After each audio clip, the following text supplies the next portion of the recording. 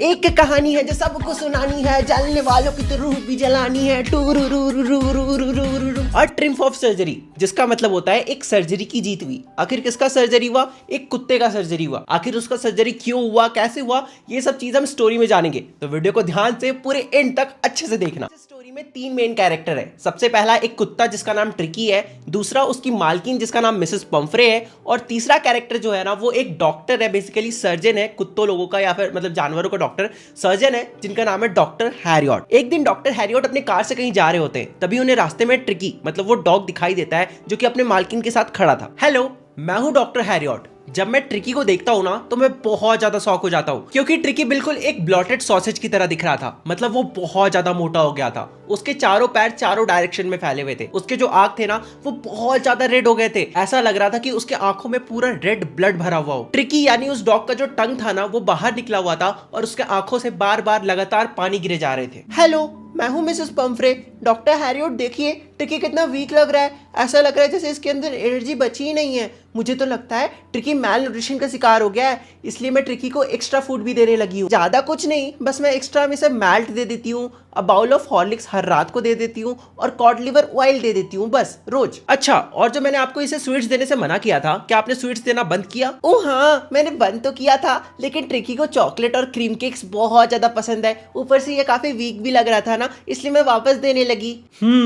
तो आखिर मुझे अब समझ में आ रहा है कि प्रॉब्लम क्या है। प्रॉब्लम ये है कि जो ट्रिकी है ना वो बहुत ज्यादा लालची है, मतलब बहुत ज्यादा ग्रीडी है। तुम ट्रिकी को कितना भी खाना लाके दे दो, वो सब कुछ खा जाएगा, वो किसी भी खाना को रिफ्यूज नहीं करेगा। मिसेस पंफ्रे, मैंने आपको कहा था कि ट्रिकी को डेली एक्सरसाइज कराने। क्या आप ट्रिकी को डेली एक्सरसाइज करवा रही है? जैसा कि आप देख ही सकते हैं, मैं इसे रोज वॉक पे तो ले ही जाती हूँ। हालांकि मेरा जो गार्डनर हॉटकिन है ना, जो पहले रिंग फेंक कर ट्रिकी को खिलाया करता था, उसे अभी लंबागो हो गया है। लंबागो कोई बीमारी नहीं है, बेसिकली उसके मसल और जॉइंट्स में पेन है, तो इसलिए वो आजकल इसे रिंग फेंक कर नहीं खिला पा रहा है, इसलिए इसका फिजिकल एक्टिविटी आजकल थोड़ा कम हो गया है। मिसेस पंफ्रे सुनिए, जो ट्रिकी है वो बहुत ज्यादा सीरियस कंडीशन में है, तो अगर आपने अब इसे खाना देना कम नहीं किया और डेली एक्सरसाइज नहीं करवाया तो जो ट्रिकी है वो बहुत ज्यादा बीमार पड़ जाएगा और उसके बाद इसे ठीक करना बहुत ज्यादा मुश्किल हो जाएगा। So please harden your heart and follow strict diet. मुझे पता है आप सही कह रहे हैं, लेकिन मेरे लिए बहुत मुश्किल है। ठीक है, अब मैं यहाँ से जा रही हूँ। उस वक्त ट्रिकी ने ट्वीट कोट पहन के रखा था और उस ट्वीट कोट के नीचे ट्रिकी की फीलिंग्स दबी हुई थी। जो ट्रिकी था ना उसका हालत बहुत ज्यादा खराब था, उसका कंडीशन बहुत ज्यादा खराब था, क्योंकि वो बहुत ही ज्यादा टॉर्टर करते हुए चल रहा था। टॉर्टर करते हुए चलना मतलब ड्रंक मैनर में चलना। देखो, ऐसे जो ट्रिकी की मिस्ट्रेस थी, मतलब जो मालकिन थी, मतलब मिसेस पंफ्रे जो थी ना, वो बहुत ज्यादा अमीर थी। ट्रिकी के लिए विंटर के लिए अलग क्लोथ्स थे, अलग कोट थे, और रेनी सीजन के लिए अलग क्लोथ्स थे, अलग कोट थे। ट्रिकी का खुद का वार्डरोब था जिसके अंदर ट्रिकी के बहुत सारे कपड़े भरे पड़े थे। मिसेस पंफ्रे के वहां से जाने के बाद डॉक्टर हैरियट को ये तो समझ में आ जाता है कि उन्हें जल्दी ही मिसेस पंफ्रे का कॉल आने वाला है, क्योंकि ट्रिकी का हालत बिल्कुल भी अच्छा नहीं है। एंड डॉक्टर हैरियट बिल्कुल सही थे, उन्हें जल्दी ही मिसेस पंफ्रे का कॉल आ जाता है। हेलो डॉक्टर हैरियट, ट्रिकी कुछ भी नहीं खा रहा है, उसे उसका फेवरेट डिश भी दे दो तब भी वो नहीं खा रहा है। वो बार बार वॉमिटिंग किए जा रहा है और अपने रग पे सिर्फ लेटा रहता है। प्लीज जल्दी कुछ कीजिए। मिसेस पंफ्रे, अब आपको ट्रिकी को हॉस्पिटलाइज करना पड़ेगा ताकि मैं उसे अंडर ऑब्जर्वेशन रखकर पता लगा सकूं कि आखिर प्रॉब्लम क्या है और उसका सॉल्यूशन निकाल सकूं। फिर यहाँ पे मिसेस पंफ्रे को पुअर लेडी कहा जाता है। वैसे तो वो बिल्कुल भी पुअर नहीं है, वो बहुत ज्यादा रिच है। फिर उन्हें यहाँ पे किस सेंस में पुअर लेडी कहा जाता है, let me explain. Mrs Pomfrey जो थी ना वो ट्रिकी से बहुत ज्यादा प्यार करती थी। वो उसके बिना एक रात भी नहीं गुजार सकती थी। I don't know why, but हाँ ऐसा ही लिखा हुआ है। और अगर मिसेस पंफ्रे हर दिन ट्रिकी को अपने आंखों के सामने नहीं देखती ना तो हो सकता है वो दर्द से मर भी जाती। यार ये कुछ ज्यादा ही हो रहा है। मुझे पता है ट्रिकी बहुत बीमार है, इसलिए मुझे ट्रिकी को हॉस्पिटलाइज करना ही होगा। फिर डॉक्टर हैरियट कार लेके मिसेस पंफ्रे के घर पहुंचते हैं। वहां पे ट्रिकी को एक ब्लैंकेट में रैप करके डॉक्टर हैरियट के कार के अंदर बैठाया जाता है। मिसेस पंफ्रे के घर में जितने भी नौकर चाकर स्टाफ थे ना, सभी जल्दी जल्दी ट्रिकी का सामान लाने में जुट जाते हैं। तुम जानना चाहोगे वो सारे सामान क्या थे? रुको मैं पढ़ के बताता हूँ। ट्रिकी के लिए डे बेड और नाइट बेड लाया जाता है, मतलब वो दिन में अलग बेड में सोता था और रात में अलग बेड में सोता था। ट्रिकी के लिए फेवरेट कुशन मतलब फेवरेट तकिया लाया जाता है। बहुत सारे खिलौने मतलब टॉयज और रबर रिंग भी लाया जाता है। बस इतना ही नहीं, ट्रिकी के लिए ब्रेकफास्ट बाउल, लंच बाउल और जो सपर बाउल मतलब रात का जो खाना होता है ना, वो जिस बाउल में खाता है उसे भी जल्दी से लाया जाता है और डॉक्टर हैरियट के कार में डाला जाता है। मतलब कि बेसिकली जो ट्रिकी था ना वो 3 टाइम अलग अलग प्लेट में खाता था, मतलब अलग अलग बर्तनों में खाता था। और यहाँ पे मैं हूं जो हर बार एक ही थाली में खाता है, एक ही थाली में खाना पड़ता है, उसके बाद उसको धो के वापस पास रखना पड़ता है और नेक्स्ट टाइम भी उसी थाली में खाना पड़ता है। और पिछले 1-2 साल से मैं उसी थाली में खा रहा हूँ। यार जिंदगी हो तो ट्रिकी जैसी हो, वरना झंड तो हमारी भी है। अब देखो डॉक्टर हैरियट को यहाँ पे समझ में आ जाता है कि उनके गाड़ी में इतना सारा सामान तो अटने नहीं वाला, और जो स्टाफ्स है ना वो अभी भी अंदर बाहर कर रहे हैं और भी सामान ला रहे हैं। इसलिए डॉक्टर हैरियट जल्दी से अपने कार को धीरे धीरे करके आगे बढ़ाने लगते हैं। इतने में मिसेस पंफ्रे आती है ट्रिकी का बहुत सारा कोट लेके और जल्दी से कार के विंडो से अंदर फेंक देती है। फिर डॉक्टर हैरियट जैसे ही थोड़ा सा आगे और बढ़ते हैं कार लेके और वो साइड मिरर से देखते हैं तो वो देखते हैं कि उस घर के नीचे जितने भी स्टाफ्स थे, इवन जो मिसेस पंफ्रे थी ना वो भी ट्रिकी के लिए रो रही थी। सभी के सभी वहां पे रो रहे होते हैं। फिर मेरी जो गाड़ी होती है ना वो सड़क तक पहुंचती है। वहां पे मैं ट्रिकी की तरफ ध्यान से देखता हूं। मैं देखता हूं कि वो बहुत ज्यादा वीक लग रहा था। मैं उसके सर को सहलाता हूं और कहता हूं, पुअर ओल्ड डॉग, मुझे पता है तुम बहुत ज्यादा बीमार हो, लेकिन शायद मुझे लगता है कि मुझे ये भी पता है कि तुम्हें ठीक कैसे करना है। फिर मैं ट्रिकी को लेके अपने हॉस्पिटल पहुंचता हूँ। मेरे हॉस्पिटल में और भी बहुत सारे डॉग्स थे। वो सारे डॉग्स ट्रिकी को देखकर इनिशियली तो एक्साइटेड हो जाते हैं, मतलब पहले तो बहुत ज्यादा एक्साइटेड हो जाते हैं, लेकिन जो ट्रिकी था ना वो इतना वीक था कि अपना सर भी नहीं हिला पा रहा था। तो इसलिए सारे डॉग्स पहले तो आते हैं एक्साइटेड होके ट्रिकी के आसपास घूमते हैं, लेकिन जब देखते हैं कि ट्रिकी कोई रिएक्शन ही नहीं दे रहा है, ट्रिकी उनसे बात ही नहीं कर रहा है, ट्रिकी उनके साथ खेल ही नहीं रहा है, तो वो लोग सोचते हैं कि जो ट्रिकी है ना वो एक अनइंटरेस्टिंग ऑब्जेक्ट है। इसलिए वो लोग ट्रिकी को अकेला छोड़कर अंदर चले जाते हैं। यहाँ पे ट्रिकी भी सोच रहा होगा, इतनी बेइज्जती तो मेरी पूरी जिंदगी में भी नहीं हुई। तुम लोग को पता भी है मेरी मालकिन कौन है? देखो जैसा कि तुम्हें पता है कि मिसेस पंफ्रे के घर में जो उनके स्टाफ्स होते हैं वो ट्रिकी के लिए बहुत सारा बेड लाते हैं, बहुत सारा बाउल लाते हैं खाने के लिए, लेकिन डॉक्टर हैरियट जो होते हैं ना वो धोखेबाजी कर देते हैं मिसेस पंफ्रे के साथ, क्योंकि ट्रिकी को वही सुलाया जाता है जहां पे दूसरे डॉग सब सो रहे होते हैं, जिस बेड में दूसरे डॉग सब सो रहे होते हैं। बस यही नहीं, ट्रिकी को अगले 2 दिन तक भूखे रखा जाता है, उसे बस पानी दिया जाता है। And guess what, third day चमत्कार हो जाता है। ट्रिकी अपने आसपास के सराउंडिंग में इंटरेस्ट दिखाने लगता है, दूसरे डॉग्स के साथ, अपने कुत्ते दोस्तों के साथ खेलना चाहता है। जैसे ही सभी डॉग्स का गेट ओपन किया जाता है सभी भाग कर जाते हैं, इवन ट्रिकी भी भाग के जाता है और अपने कुत्तों दोस्तों के साथ खेलना शुरू कर देता है। फिर थोड़ी देर बाद सारे डॉग्स का खाने का टाइम होता है। जितने भी डॉग्स होते हैं ना वो दौड़कर भाग के अपने खाने के पास जाते हैं, लेकिन जो ट्रिकी था वो तो था राजा बाबू। पहले 2 दिन तो वैसे भूखा रहा था, वो कुछ खाया नहीं था। इस बार उसे खाने का मन तो था, लेकिन वो फिर भी धीरे धीरे चल के जा रहा था, क्योंकि उसे लगा कि यार उसके लिए तो खाना रखा हुआ होगा ना, उसका खाना कौन खाएगा, वो तो एकदम रिच मालकिन के घर में रहता था। फिर जब तक ट्रिकी वहां पे पहुंचता है तब तक खाना खत्म हो चुका था, सिर्फ जो बाउल था ना वो बाउल खाली रखा हुआ था। तो जो ट्रिकी होता है वो बाउल को लिक करता है और वापस अपने रूम, मतलब अपने बेड की तरफ निकल जाता है। तो इस पर ट्रिकी को तो समझ में आ जाता है कि लाइफ इज अ रेस, अगर उसे खाना चाहिए तो उसे दौड़ के जाना पड़ेगा और खाना को लेकर खाना पड़ेगा। इसलिए जैसे ही अगली बार खाना को परोसा जाता है, जो ट्रिकी होता है ना वो भी दूसरे डॉग्स के साथ दौड़कर खाने की तरफ जाता है। दूसरे जितने भी डॉग्स थे उनसे लड़ भिड़ कर अपने खाना तक पहुंचता है और उसे खाता है। एंड फिर इसी पॉइंट से जो ट्रिकी होता है ना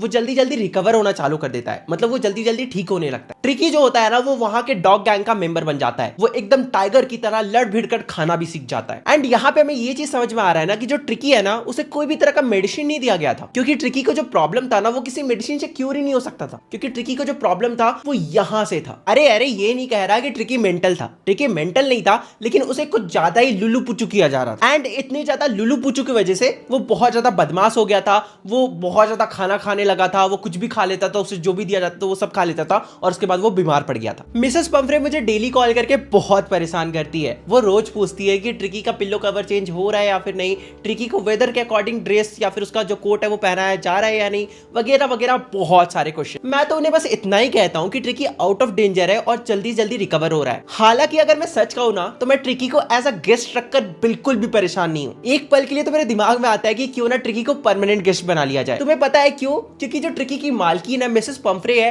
वो ट्रिकी के लिए रोज ढेर सारे अंडे भिजवाती थी। चलो अंडा तक तो ठीक है, बहुत सारे लोग अपने डॉग से बहुत प्यार करते हैं तो बहुत सारी चीजें भिजवाते हैं, अंडा चिकन वगैरह वगैरह, लेकिन साथ ही साथ वो वाइन और ब्रांडी भी भिजवाती थी अपने डॉग के लिए, मतलब ट्रिकी के लिए, जो कि मैं ट्रिकी को तो नहीं देता था, बट हाँ हमारी डेली पार्टी हो जाती थी। यार सच कह रहा हूँ, जिंदगी हो तो ट्रिकी जैसी हो। जितने भी ऑडियंस मेरा वीडियो देख रहे हैं यार सच बता रहा, तुम्हें तुम्हारे जो पेरेंट्स है वो ट्रिकी के आधा भी प्रिविलेज देते हैं या फिर नहीं देते? मुझे तो डाउट हो रहा है, मुझे नहीं मिलती इतनी प्रिविलेज। 2 वीक तक सब कुछ ऐसा ही चलता है। उसके बाद जो ट्रिकी होता है वो कंप्लीटली रिकवर हो चुका रहता है, तो इसलिए मैं मिसेस पंफ्रे को कॉल करता हूँ और कहता हूँ कि आपका ट्रिकी ठीक हो चुका है, तो अब आप इसे आकर ले जा सकती है। कॉल करने के कुछ ही मिनट के अंदर डॉक्टर हैरियट के क्लिनिक के सामने 30 फीट की लंबी सी ब्लैक कलर की गाड़ी आके खड़ी होती है। बेसिकली तुमने लैमोजिन देखी है ना, बिल्कुल वही समझ लो। उस कार से मिसेस पंफ्रे उतरती है। जो ट्रिकी होता है वो अपनी मिस्ट्रेस को देख के, अपनी मालकिन को देख के बहुत ज्यादा खुश हो जाता है और दौड़ के उनके ऊपर आके चढ़ जाता है। पहले तो मिसेस पंफ्रे के ऊपर बाग करता है, मतलब भौं भौं करता है, और उसके बाद उनके फेस को लिक करने लगता है। है, मतलब बेसिकली चाटने लगता है। डॉक्टर हैरियट उस बड़ी सी लंबी सी 30 फीट की जो गाड़ी होती है ना, उस गाड़ी का जो ड्राइवर होता है उसका हेल्प करते हैं ताकि वो सारा सामान, जो ट्रिकी का सारा सामान है, उसे गाड़ी के अंदर लोड किया जा सके। और उसके बाद जब कार स्टार्ट होता है, जो ट्रिकी होता है वो अपनी मालकिन, अपनी मिस्ट्रेस के साथ वापस घर जा रहा होता है। उस वक्त जो मिसेस पंफ्रे होती है ना, उनकी आंखों में खुशी के आंसू होते हैं। वो डॉक्टर हैरियट की तरफ देखती है और कहती है, oh Mister Harriet, how can I ever thank you. And इस तरह से जो तुम्हारा चैप्टर होता है ये खत्म होता है। Hey guys, welcome back to डिकेशन भैया। आज की वीडियो में हम लोग पढ़ने वाले दी थीव स्टोरी। और ये स्टोरी जो है ना, ये बहुत ही ज्यादा सिंपल सा, बहुत ही प्यारा सा स्टोरी है, क्योंकि इसके अंदर सिर्फ 2 मेन कैरेक्टर है। सबसे पहला जो कि एक चोर है, ये बस 15 साल का है, लेकिन इसने बहुत सारी सक्सेसफुल चोरियां कर रखी है और ये बंदा अपना असली नाम किसी को भी नहीं बताता है। और दूसरा बंदा जो है ना, उसका नाम है अनिल। वो 25 साल का लड़का है, काफी काइंड है, काफी स्वीट सा है, काफी सिंपल सा है और वो काफी लंबा भी है। अरे इंसान का बात कर रहा हूँ, इंसान बहुत ज्यादा लंबा है। क्या क्या सोचते हो यार? देखो भैया, मैं हूँ चोर आदमी, मैं बस 15 साल का हूँ, लेकिन मुझे करनी है चोरी। सामने एक बंदा बैठा हुआ है जो कि रेसलिंग मैच देख रहा है और इसका शक्ल देख के ही पता चल रहा है कि बहुत ही मतलब अच्छा बंदा है, जिसे मैं बहुत ही आसानी से चोरी कर सकता हूँ। समझ रहे हो ना बात को? मतलब मेरे पर्पस के लिए बहुत ही सही इंसान है, मैं इजिली इसको रॉब कर सकता हूँ। लेकिन पहले मुझे करनी पड़ेगी इससे दोस्ती। अब देखो, दोस्ती करने के लिए क्या करना पड़ेगा? पहले तो मक्खन लगाना पड़ेगा ना। मक्खन लगाए बिना दोस्ती कैसे होगी? जाता हूँ, मक्खन लगा के आता हूँ, तुम लोग देखो, एंजॉय करो। सो हे ब्रो, तुम्हें पता है तुम एक रेसलर जैसा दिखते हो। हाँ, जैसे कि तू रेसलर जैसा दिख रहा है। अरे कैसा इंसान है भाई? मैं मन ही मन सोच रहा हूँ भाई क्या ही इंसान है ये। मेरा बॉडी देखो, इतना पतला दुबला इंसान हूँ, मैं रेसलर जैसा दिखता हूँ? दिख रहा हूँ मैं कहीं से भी रेसलर जैसा? लेकिन क्या कर सकते हैं, लूटना है तो अब इसका बात पे हाँ करना पड़ेगा। चलो बहाना बनाता हूँ, रुको। अरे हाँ, मैं कभी कभी रेसलिंग कर लेता हूँ। अच्छा ये बताओ तुम्हारा नाम क्या है? अरे मेरा नाम पूछ रहे हो? मेरा नाम तो है हरी सिंह। वैसे ऑडियंस, तुम्हें मैं बता दूं कि मैं हर महीना अपना नाम चेंज कर लेता हूँ। मैं बेवकूफ नहीं हूँ कि इस गधे को अपना असली नाम बताऊंगा। मुझे पुलिस से बचना है कि नहीं बचना है, और उन लोगों से भी तो बचना है जिन्हें मैं पहले लूट चुका हूँ। तो नाम तो चेंज करना ही पड़ेगा ना, इसलिए मैं हर महीना अपना नाम चेंज कर लेता हूँ। देखो सच बताओ तो मुझे रेसलिंग के बारे में कुछ भी अता पता तो है नहीं, और तब से ये इंसान बकर किए जा रहा है, तब से रेसलिंग की बातें किए जा रहा है। मुझे कुछ पता तो है नहीं, इसलिए मैं चुप बैठा हूँ। और इसलिए ये जो अनिल है ना, ये उठ के अब जाने लग रहा है। बताओ मैं क्या करूँ? अब पीछा करता हूँ, पीछा ही करना ऑप्शन बच गया है। हेलो अगेन, तुम मुझे फॉलो क्यों कर रहे हो? ही मुझे आपके लिए काम करना है। लगता है ऐसे दाल निकलने वाली है, जल्दी से कुछ और सोचना पड़ेगा। अच्छा तो क्या आप मुझे खाना खिला सकते हो? हाँ, अगर तुम खाना बना सकते हो तो मैं तुम्हें खिला सकता हूँ। उसके बाद क्या होना था जी? अनिल जो होता है वो मुझे अपने घर ले जाता है, जो कि जमुना स्वीट शॉप के ऊपर था। देखो इधर बालकोनी है, तुम इधर सो सकते हो, ठीक है? फिर क्या, मैंने एक और झूठ बोल दिया था। ये बोल दिया था कि मुझे खाना बनाना आता है, जो कि मुझे बिल्कुल भी बनाना नहीं आता था। इसलिए मैंने जब रात का खाना बनाया, वो इतना ज्यादा सड़ेलू था, इतना ज्यादा गंदा था कि अनिल जो था ना, वो सारे खाने को स्ट्रीट डॉग्स को दे दिया। और मुझे ये भी कह दिया कि तू निकल, घर छोड़ के यहाँ से निकल, तुझे कुछ भी नहीं आता। फिर क्या, मैं बस ऐसे फेस पे स्माइल करके ही खड़ा रहा और कुछ भी नहीं कहा। थोड़ी देर बाद अनिल आता है, मेरे सर को सहलाता है और कहता है कि नेवर माइंड, अगर तुम्हें खाना बनाना नहीं आता था तो मुझे बोलते, मैं सिखा देता। फिर क्या, नेक्स्ट डे से वो मुझे कुकिंग करना सिखाता है और मेरा नाम लिखना भी सिखाता है। और वो ये भी कहता है कि वो जल्दी ही मुझे पूरे सेंटेंस लिखना और नंबर को जोड़ घटाव करना, सम करना, ये भी सिखाएगा। ये सुनकर मैं बहुत ज्यादा खुश था, क्योंकि मुझे पता था कि एक बार मैं एक एडुकेटेड मैन की तरह बन जाता हूँ, मैं ये सब चीज करना सीख जाता हूँ, फुल सेंटेंस लिखना सीख जाता हूँ, तो मेरा कोई लिमिट नहीं रहेगा। मैं खुद से अपने दम पर पैसे कमा पाऊंगा, मैं जो चाहूँ वो अचीव कर पाऊंगा। फिर क्या, मैं रोज सुबह चाय बनाता था और बाहर जाकर डेली सप्लाईज लाता था, और इसी सप्लाईज लाने के टाइम में मुझे कुछ 2-4 रुपए की प्रॉफिट भी हो जाती थी, जो कि मैं वापस अनिल को नहीं देता था। हालांकि अनिल को पता था कि मैं 2-4 रुपए उसके रोज मार लेता हूँ, लेकिन वो इतना ज्यादा नहीं सोचता था। अरे तुम सबको पता है, अनिल को रेगुलर पेमेंट नहीं मिलता था, वो बहुत ही इरेगुलर कमाता था। शायद वो किसी मैगजीन के लिए या फिर किसी न्यूज़पेपर के लिए काम करता था। जब अनिल कोई अच्छा आर्टिकल लिख देता था या कोई अच्छा बुक पब्लिश करता था, तो उसे ह्यूज अमाउंट में पैसे मिल जाते थे। और जैसे ही अनिल को वो चेक मिलता था, वो अपने दोस्तों के साथ जाता था, सेलिब्रेट करता था, पार्टी करता था और सारे पैसे उड़ा देता था। अब देखो क्या होता है, एक दिन अनिल घर में चेक लेके आता है। क्यों चेक लेके आता है? क्योंकि उस दिन उसने पब्लिशर को बुक बेच दी थी, जिससे उसे अच्छा खासा प्रॉफिट हुआ था। देखो मैं अनिल के साथ पिछले 1 महीने से था, और रोज मैं शॉपिंग करने जाता था तो 2-4 रुपए चुरा लिया करता था, लेकिन मैंने एक भी बड़ा हाथ नहीं मारा था। और आज बहुत ही अच्छा मौका था कि मैं अनिल के सारे पैसे लेके भाग सकता था। और तुम सबको पता है, अनिल मुझ पे बहुत ज्यादा ट्रस्ट करता है पता नहीं क्यों। मुझे घर का चाबी तक दे रखा है, मैं कभी भी अंदर बाहर कर सकता हूँ, मतलब कभी भी मैं सामान उसका इधर से उधर, समझ रहे हो ना, कर सकता हूँ। बेसिकली अनिल जो है ना, वो बहुत ही ज्यादा केयरलेस इंसान है। देखो, एक ग्रीडी इंसान को लूटना काफी इजी है, लेकिन एक केयरलेस इंसान को लूटने में बिल्कुल भी मजा नहीं है। पता चला मैं इसे लूट के निकल गया और इसे पता ही नहीं है कि मैं इसे लूट के निकल गया। खैर मुझे क्या, मैं थोड़ी ये मौका छोड़ने वाला हूँ। आज 10:30 बजे लखनऊ एक्सप्रेस है, जिसपे मैं बैठ के यहाँ से 9-11 हो जाऊंगा, मतलब निकल लूंगा, कट लूंगा। वैसे भी अगर ये पैसा इसके पास रहा ना, तो ये अपने दोस्तों के साथ जाएगा, सेलिब्रेट करेगा और सारे पैसे उड़ा के आ जाएगा। और वैसे भी ये मुझे पे वे तो करता है नहीं, तो मैं निकल ही लेता हूँ आज चुरा के। रात हो जाती है। अनिल जो था ना वो सो रहा था, और अनिल का फेस बहुत ही ज्यादा क्लियर था। इवन वो जो चोर था ना उससे भी ज्यादा क्लियर। तुम लोग देख रहे हो, ये चोर बस 15 साल का है, लेकिन ये 25 साल का जो लौंडा है ना उसका फेस ज्यादा क्लियर है। पता है क्यों? अरे स्किन केयर रूटीन फॉलो करता होगा। तुम लोग भी किया करो, ठीक है? क्लास 10 में पहुंच चुके हो, ऐसा नहीं है कि बस लड़की लोग करती है। फेस वॉश, मॉइस्चराइजर, सनस्क्रीन इतना अप्लाई करो। नहीं करोगे तो फिर बाद में पछताओगे। फिर मुझे मत बोलना, बाद में बोलते फिर ना, बस भाभी मिल रही है, बंदी तो मिल ही नहीं रही है। पॉइंट से आगे बढ़ते हैं। ओके, चोर शांति से पैसा को निकाल रहा होता है, लेकिन तभी अनिल का जो फेस होता है ना वो चोर के साइड टर्न हो जाता है, और ये देखकर वो जो चोर होता है ना वो हक्का बक्का हो जाता है। वो जल्दी से पैसा निकालता है और रोड की तरफ भाग जाता है। और रोड की तरफ वो भाग ही रहा था, और भागते भागते वो क्या कर रहा था ना, पैसों को अपने पजामा के नारे में बांध कर अंदर डाल रहा था। समझ रहे हो ना बात को? अंदर अंदर अंदर डाल रहा था, समझ गए? वो सीधा रेलवे स्टेशन के अंदर पहुंच जाता है, और ऑब्वियसली वो चोर है यार, उसने लाइफ में कभी भी रेलवे स्टेशन में जाकर टिकट नहीं लिया है, तो इस बार भी वो टिकट नहीं लेता है, डायरेक्ट अंदर घुस जाता है। उसे ये भी पता चलता है ना कि उसके पास टोटल 600 रुपीज और सारे 50-50 के नोट है। अब ट्रेन तो मेरे सामने आ चुकी है, लेकिन पता नहीं क्यों मैं अपने कदम को आगे नहीं बढ़ा पा रहा हूँ, मैं अपने पैर को आगे नहीं बढ़ा पा रहा हूँ। अब तो ट्रेन मेरे सामने से जा भी रही है यार, पता नहीं मुझे क्या हो गया है। अब मैं कहाँ जाऊंगा? इस शहर में तो मेरा कोई दोस्त भी नहीं है। वैसे भी जो दोस्त होते हैं ना वो मुसीबतें ज्यादा खड़ा करते हैं, हेल्प कम करते हैं। यहाँ पे तो बस मैं एक ही इंसान को जानता था, और उसे मैं अभी रॉब करके आ रहा हूँ, लूट के आ रहा हूँ उसे। वैसे मेरे पास इतने पैसे तो है कि मैं किसी होटल में रुक सकता हूँ, लेकिन मेरा थोबड़ा देखो। इस थोबड़े को देखकर कोई भी होटल वाला ये मानेगा कि मेरे पास इतने पैसे हो सकते हैं? वो लोग मुझे शक की निगरानी से देखने लगेंगे। यही सब सोचते सोचते वो जो चोर होता है ना वो बाजार की तरफ जा रहा था, और वो मन ही मन सोच रहा था कि उसके इस चोरी के कैरियर में, सबसे पहली बात, चोरी कैरियर नहीं होता है। किसने बनाया चोरी को कैरियर? और हाँ, तुम लोग ज्यादा मोटिवेट मत हो जाना कि चोरी भी कैरियर होता है, फ्यूचर में चोरी का कैरियर ऑप्ट करना है, नहीं। अरे कुछ भी मतलब लिखने के लिए लिख दिया है, एक्चुअल में ऐसा नहीं होता है। तो बेसिकली यहाँ पे वो जो चोर है ना वो ये सोच रहा था कि उसकी ये जो छोटी सी चोरी की कैरियर है, इस कैरियर में उसने बहुत सारे लोगों को लूटा है। तो इसलिए उसे पता है कि जब वो एक ग्रीडी इंसान को लूटता है ना तो उसके अंदर डर का एहसास होता है। वो जो ग्रीडी इंसान होता है वो बहुत ही ज्यादा डर जाता है कि कहीं फिर से उसका पैसा चोरी ना हो जाए। पैसा ही तो उसकी लाइफ है। एक ग्रीडी इंसान के लिए पैसा ही तो उसका सब कुछ है। ऑब्वियसली वो लालची इंसान है ना, तो उसे डर तो लगेगा, भाई फिर से पैसा चोरी हो गया तो क्या होगा मेरा। और वहीं जब वो चोर एक अमीर इंसान को लूटता है तो उसके अंदर गुस्सा की फीलिंग होती है कि मेरा पैसा कैसे चोरी कर लिया बेन स्टोक्स। और वहीं जब वो चोर एक गरीब इंसान को लूटता है तो उसके अंदर एक्सेप्टेंस की फीलिंग होती है कि मतलब अब लूट गया तो लूट गया, अब तो हम कुछ कर नहीं सकते, पैसा गए लो रे, अब कुछ नहीं किया जा सकता, हम गरीब आदमी। लेकिन फिर यही सोचते सोचते वो सोचता है कि अनिल कैसा फील करेगा जब अनिल को पता चलेगा कि मैं उसका सारा पैसा लेके भाग गया, तो वो कैसा फील करेगा? वो बिट्रेड फील करेगा।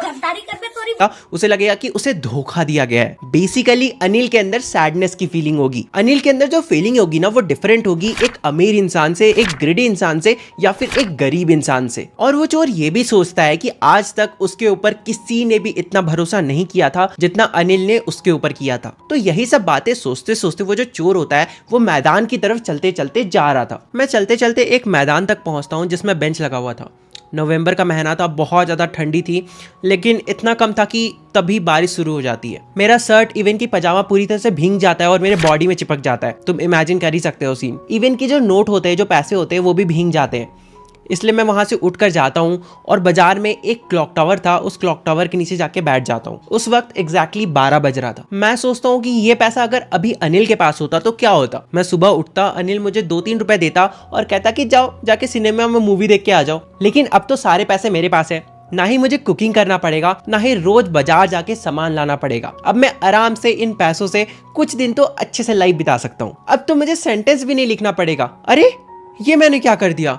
मतलब अब मैं कभी एडुकेट नहीं हो पाऊंगा, अब मैं कभी भी सेंटेंस लिखना नहीं सीख पाऊंगा। मैं चोरी करने में इतना खो गया कि मैं इतना इंपॉर्टेंट चीज भूल गया। अगर मैं खुद से एडुकेट हो जाता, अगर मैं खुद से सेंटेंस लिखना सीख जाता, तो शायद मैं खुद के ये जो 50-50 के नोट है ना, मैं खुद से अपने दम पे 100-100 के नोट कमा सकता था। वैसे भी चोरी करना और पकड़ा जाना बहुत ही आसान काम है, लेकिन एक बड़ा आदमी बनना, एक रिस्पेक्टेड आदमी बनना, एक क्लेवर आदमी बनना उतना ही हार्ड है। मैं तो अब वापस से अनिल के पास जाना चाहता हूँ। मुझे पढ़ना है, मुझे लिखना है, इसलिए मैं जल्दी से अनिल के घर जाना चाहता हूँ और इसलिए वहां से मैं भाग के अनिल के घर चला जाता हूँ। मैं उसके रूम में घुसता हूँ और चुपके से वो सारे जो पैसे होते हैं उसके मैट्रेस के नीचे वापस से डाल देता हूँ और फिर मैं जाके सो जाता हूँ। अगली ही सुबह जैसे ही वो चोर उठता है तो वो देखता है कि जो अनिल है ना वो पहले से घर पे चाय बना के रखा हुआ है और तभी अनिल पीछे टर्न होता है और 2 उंगली ऐसे आगे करके बढ़ाता है और उस उंगली के बीच में एक 50 रुपए का नोट लगा हुआ था, मतलब रखा हुआ था। ठीक है, फिर अनिल चोर से कहता है कि अब से तुम्हें रेगुलरली तुम्हारे काम के लिए पे किया जाएगा। पहले तो वो चोर जो होता है वो सदमे में चला जाता है, ये कि क्या हो रहा है मेरे साथ, ये चमत्कार कैसे हो गया। तभी जैसे ही वो चोर हाथ में नोट को लेता है ना तभी उसे रियलाइज हो जाता है कि अनिल को पता चल चुका है कि उसने चोरी करने की कोशिश की थी। तुम्हें पता है क्यों? क्योंकि वो जो नोट था ना वो अभी तक भींगा हुआ था, लेकिन फिर भी अनिल ऐसे रिएक्ट कर रहा था कि उसे कुछ पता ही नहीं है। वैसे आज से हम लोग सेंटेंस लिखना सीखेंगे, ठीक है? हाँ,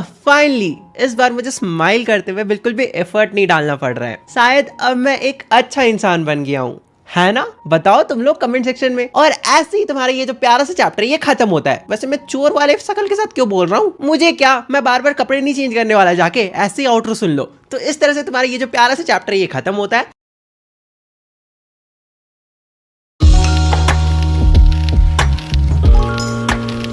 तो हेलो मेरे पोपलूस, कैसे हो तुम लोग? आज के वीडियो में हम लोग पढ़ने वाले हैं द मिडनाइट विजिटर चैप्टर को और ये स्टोरी जासूसों के बारे में। हाँ, तुम्हारे इंग्लिश क्लास 10 के बुक में जासूसों के ऊपर भी एक स्टोरी लिखी गई है एंड ट्रस्ट मी बहुत ही मजेदार सा स्टोरी है। और हाँ, मेरा थोड़ा सा तबियत खराब है तो तुम्हें मेरा आवाज थोड़ा चेंज लगेगा, बट मैनेज कर लेगा। तुम्हें बहुत मजा आने वाला है, स्टोरी तो बहुत मस्त है। सबसे पहले इस स्टोरी में 3 मेन कैरेक्टर है। अगर तुम मुझे भी काउंट करते हो तो 4 हो जाएंगे। मेरा काम बस यही है कि मैं तुम्हें चैप्टर का एक्सप्लेनेशन दूंगा, मैं ये स्टोरी समझाऊंगा। मेरे अलावा इस स्टोरी में बस 3 मेन कैरेक्टर है, तो तुम सारे कैरेक्टर्स को उनके कपड़े और फेस से याद रखना, इससे तुम्हें और भी इजी होगी ये चैप्टर को समझने में। मैं हूँ पहला कैरेक्टर ऑसिबल और मैं एक सीक्रेट एजेंट हूँ, मतलब कि एक जासूस हूँ। हालांकि तुमने जैसा एक मूवीज में जासूस को देखा होगा, मैं वैसा नहीं हूँ। मैं मूवी वाला कोई जासूस नहीं हूँ, मैं रियल जासूस हूँ। हे, मैं हूँ दूसरा कैरेक्टर फॉलर और मैं एक यंग और रोमांटिक राइटर हूँ और मुझे बुक लिखना बहुत ही ज्यादा पसंद है। और जो मुझे अगली बुक लिखनी है वो होने वाली है डिटेक्टिव्स पे। मैं हूँ तीसरा कैरेक्टर और मेरा नाम है मैक्स और मैं इस स्टोरी का दूसरा सीक्रेट एजेंट हूँ। तो स्टोरी कुछ ऐसे स्टार्ट होता है। एक दिन फॉलर जो कि एक राइटर है वो ऑसिबल के साथ उसके फ्रेंच होटल के रूम में जा रहा होता है। मेरे अकॉर्डिंग ऑसिबल बिल्कुल भी एक अच्छे सीक्रेट एजेंट जैसा नहीं दिख रहा होता है। हम कॉरिडोर से पार होकर एक फ्रेंच होटल के अंदर उसके 6th फ्लोर पर जा रहे होते हैं और उस जगह को देखकर बिल्कुल भी ऐसा नहीं लग रहा था कि आज यहाँ पर कुछ रोमांटिक हो सकता है। मतलब वो बहुत ही नॉर्मल सा एक बेकार सा होटल था। ऑब्वियसली जब तुम एक डिटेक्टिव के बारे में सोचते हो तो तुम्हारे दिमाग में कैसा इमेज बनता है कि उसने ब्लैक सूट पैंट पहन रखा होगा, हाथ में गन होगा, टॉल हैंडसम मैन होगा और सनग्लासेस भी पहन रखे होंगे, राइट? बट ऑसिबल बिल्कुल भी ऐसा नहीं दिख रहा था। ऑसिबल एक बहुत ही मोटा इंसान था जिसे फ्रेंच और जर्मन दोनों ही लैंग्वेज आती थी और उनके टोन में थोड़ा अमेरिकनेशन भी था। और इसका रीजन ये है कि 20 साल पहले उन्हें बॉस्टन जो कि अमेरिका में है वहां से पेरिस लाया गया था, इसलिए उनके टोन में थोड़ा अमेरिकनेशन भी था। ये सब मैं सोच ही रहा होता हूँ और ऑसिबल के पीछे पीछे उनकी रूम की तरफ जा रहा होता हूँ, लेकिन तभी ऑसिबल मुझसे कहते हैं कि मुझे पता है तुम डिसअपॉइंटेड हो, तुम्हें बताया होगा कि मैं एक जासूस हूँ, एक सीक्रेट एजेंट हूँ जो कि खतरों से खेलता है और तुम यहाँ पे इसलिए आए हो क्योंकि तुम एक यंग और रोमांटिक राइटर हो और तुमने सोचा होगा कि तुम मेरे पास आओगे तो तुम्हें बहुत सारी मिस्ट्रीज के बारे में, बहुत सारी रहस्य के बारे में पता चलेगा। तुमने तो ये भी इमेजिन किया होगा कि रात को मेरे हाथों में पिस्तल होगा, मेरे वाइन में मैं ड्रग्स मिला के पी रहा हूँ। सही कह रहा हूँ ना मैं? लेकिन तुम तो एक डल इवनिंग मेरे साथ एक फ्रेंच होटल में बिताने वाले हो, वो भी एक मोटे आदमी के साथ। तुमने तो ये भी सोचा होगा कि मुझे हर दिन खूबसूरत लड़कियों से मैसेज मिलती होगी, मतलब कि डार्क आइड ब्यूटीज मुझे आकर मैसेज देती होगी। लेकिन सच तो ये है कि मुझे कॉल पे अपॉइंटमेंट मिलता है। और ये सब बोलते बोलते मैं अपने रूम का गेट खोलता हूँ और फिर इसके बाद मेरा फ्रस्ट्रेटेड गेस्ट, मतलब कि जो फॉलोअर होता है, वो अंदर आता है और फिर कहता हूँ कि मुझे पता है कि तुम्हारा भ्रम अब टूट चुका होगा, लेकिन चिंता मत करो मेरे यंग दोस्त, आज यहाँ पर एक बहुत ही इंपॉर्टेंट पेपर आने वाला है। वो पेपर इतना ज्यादा इंपॉर्टेंट है कि उसके लिए बहुत सारे लोगों ने अपनी जान तक दे दी है। और देखना, ये पेपर किसी ना किसी दिन इतिहास क्रिएट करेगा, मतलब हिस्ट्री क्रिएट करेगा। मतलब ये पेपर बहुत ही ज्यादा इंपॉर्टेंट है। तो हो सकता है मेरे यंग दोस्त आज तुम्हें यहाँ पर कोई ना कोई ड्रामा देखने को जरूर मिल जाए। और ये सब कहते कहते मैं दरवाजा खोलता हूँ और अपने रूम का लाइट ऑन करता हूँ। फिर जैसे ही रूम का लाइट ऑन होता है, मेरे सामने एक इंसान छोटा सा ऑटोमेटिक पिस्टल लेके खड़ा था। अरे मैक्स, तुम यहाँ? मुझे तो लगा था तुम बर्लिन में होगे। देखो, मैक्स एक बहुत ही पतला दुबला लेकिन नॉर्मल से थोड़ा लंबा दिखने वाला इंसान था और उसकी जो फेस थी वो बिल्कुल किसी फॉक्स से मिलती थी, FOX वाला फॉक्स। और अगर उसके हाथ में पड़े हुए गन को इग्नोर करे तो उसके पूरे बॉडी में कुछ भी स्पेशल नहीं था। वैसे ऑसिबल, आज तुम्हें एक रिपोर्ट मिलने वाली है ना, जो कि मिसाइल्स के बारे में। मुझे लगा वो रिपोर्ट मुझे ले लेनी चाहिए क्योंकि वो मेरे हाथों में ज्यादा सेफ रहेगी। तभी मेरे दिमाग में एक आइडिया आता है और मेरे बगल में रखी हुई आर्म चेयर पर मैं गुस्से से बैठता हूँ और कहता हूँ कि हद हो गई यार, ये महीने में दूसरी बार है जब मेरे रूम के खिड़की के नीचे वाले बालकोनी से मेरे रूम में कोई घुस आया है। बालकोनी? मैं कोई बालकोनी से नहीं आया हूँ। अगर मुझे पता होता कि तुम्हारे विंडो के नीचे कोई बालकोनी है तो मैं वहीं से आता। तुम्हें पता भी है मुझे पास की लेने में कितनी ज्यादा दिक्कतें हुई है। अरे यार, वो मेरी बालकोनी नहीं है, वो तो सामने वाली अपार्टमेंट की बालकोनी है जो मेरे विंडो के जस्ट नीचे आती है। फॉलर, तुम्हें पता है अभी हम जिस रूम में खड़े हैं ना, वो पहले एक बड़ी सी यूनिट का हिस्सा हुआ करती थी और सामने में वो जो तुम्हें गेट दिख रहा है उसके पीछे एक लिविंग रूम हुआ करता था और उसी रूम में एक बालकोनी भी थी जो अब मेरे विंडो के जस्ट नीचे आता है। और पिछले महीने भी ऐसे ही कोई उस बालकोनी से मेरे रूम में घुस आया था और मैंने पिछले बार भी कंप्लेन की थी और होटल वालों ने कहा था कि वो इस पे जल्दी ही एक्शन लेंगे, लेकिन शायद उन्होंने अब तक कोई एक्शन नहीं लिया है। इसके बाद जो मैक्स होता है वो फॉलर की तरफ ऐसे गन पॉइंट करता है और वेव करते हुए कहता है बैठ जाओ बैठ जाओ। वैसे भी अभी डॉक्यूमेंट्स आने में 1 घंटा बाकी है। मतलब कि यहाँ पे मैक्स को लग रहा था कि अभी उसके डॉक्यूमेंट्स को आने में 1 घंटा बाकी है। नहीं, बस 31 मिनट्स बाकी है क्योंकि अपॉइंटमेंट 12:30 बजे की थी। वैसे मैक्स, काश मुझे पता चल पाता कि तुम लोगों को इस रिपोर्ट के बारे में कैसे पता चला। काश मुझे भी पता होता कि तुम्हारे हाथ ये रिपोर्ट कैसे लगी। खैर कोई बात नहीं, अभी भी बहुत देर नहीं हुआ है। मैं आज तुमसे ये रिपोर्ट लूंगा और यहाँ से चलते बनूंगा। और फिर तभी उस रूम के मेन गेट पर नॉकिंग का आवाज आने लगता है, ठक ठक ठक ठक ठक ठक ठक ठक। ये कैसी आवाज है? दरवाजे पे कौन है? ऑब्वियसली पुलिस है। तुम्हें क्या लगा मैक्स, आज इतना इंपॉर्टेंट पेपर आने वाला है और मैंने अपने प्रोटेक्शन के लिए किसी को भी नहीं रखा होगा? मैंने तो ऑलरेडी पुलिस को कह कर रखा था कि वो बार बार आके मुझे अंदर चेक करते रहे और अगर मैंने अभी रिस्पॉन्स नहीं किया तो वो गेट तोड़कर अंदर आ जाएंगे और अगर उन्होंने तुम्हें देख लिया तो वो तुम्हें मतलब हिचकिचाएंगे नहीं, वो तुम्हें बस डायरेक्ट शूट कर देंगे। मैक्स बहुत ज्यादा घबराने लगता है और जो नॉकिंग की आवाज थी वो कंटिन्यूअसली बढ़ते ही जा रही थी। मैक्स बहुत ही ज्यादा गुस्से में था और धीरे धीरे पीछे जा रहा था और फिर कहता है कि मैं तुम लोगों का बालकोनी में वेट करूंगा और अगर तुम लोगों ने बिल्कुल भी चालाकी करने की कोशिश की तो वहीं से तुम लोगों को शूट कर दूंगा। जल्दी से इन पुलिस वालों को यहाँ से बाहर निकालो। गेट पर नॉकिंग का आवाज बढ़ते ही जा रहा था, इसलिए मैक्स ने अपने गन को ऑसिबल और फॉलर के बीच में ऐसे करके पॉइंट करके रखा था ताकि दोनों में से कोई भी भाग ना सके। लेकिन फिर धीरे धीरे जब मैक्स पीछे खिड़की के पास पहुंचता है तो वो अपना लेफ्ट हैंड को फ्री करता है और खिड़की के ऊपर रख देता है, लेकिन उसने राइट हैंड से पॉइंट करके रखा हुआ था ताकि कोई भी भाग ना सके। इसके बाद मैक्स अपने पैरों को स्विंग करता है और पीछे खिड़की पे चढ़कर वहां से पीछे कूद जाता है और फिर इसके बाद खिड़की से बहुत जोर से चिल्लाने की आवाज आती है। उसके बाद रूम का गेट खोला जाता है और अंदर एक वेटर एक बड़ा सा बॉटल और 2 ग्लास लेके अंदर आता है और कहता है here is your drink sir, जो आपने ऑर्डर करा था। और फिर ये कहकर वो जो वेटर होता है जिसका नाम हेनरी होता है वो वहां से निकल जाता है। लेकिन पुलिस का है पुलिस। अरे चिल कर लौंडे, मुझे पहले से पता था उस गेट के पीछे कोई पुलिस नहीं है। मैं तो हेनरी का ही वेट कर रहा था। हेनरी मतलब कि वही वो वेटर। हाँ, लेकिन वो इंसान जो बालकोनी में खड़ा है उसका क्या? He won't return। अब वो नहीं आने वाला भाई यंग फ्रेंड, क्योंकि उस विंडो के नीचे कोई बालकोनी है ही नहीं। एंड इस तरह से तुम्हारा चैप्टर का एक्सप्लेनेशन खत्म हो।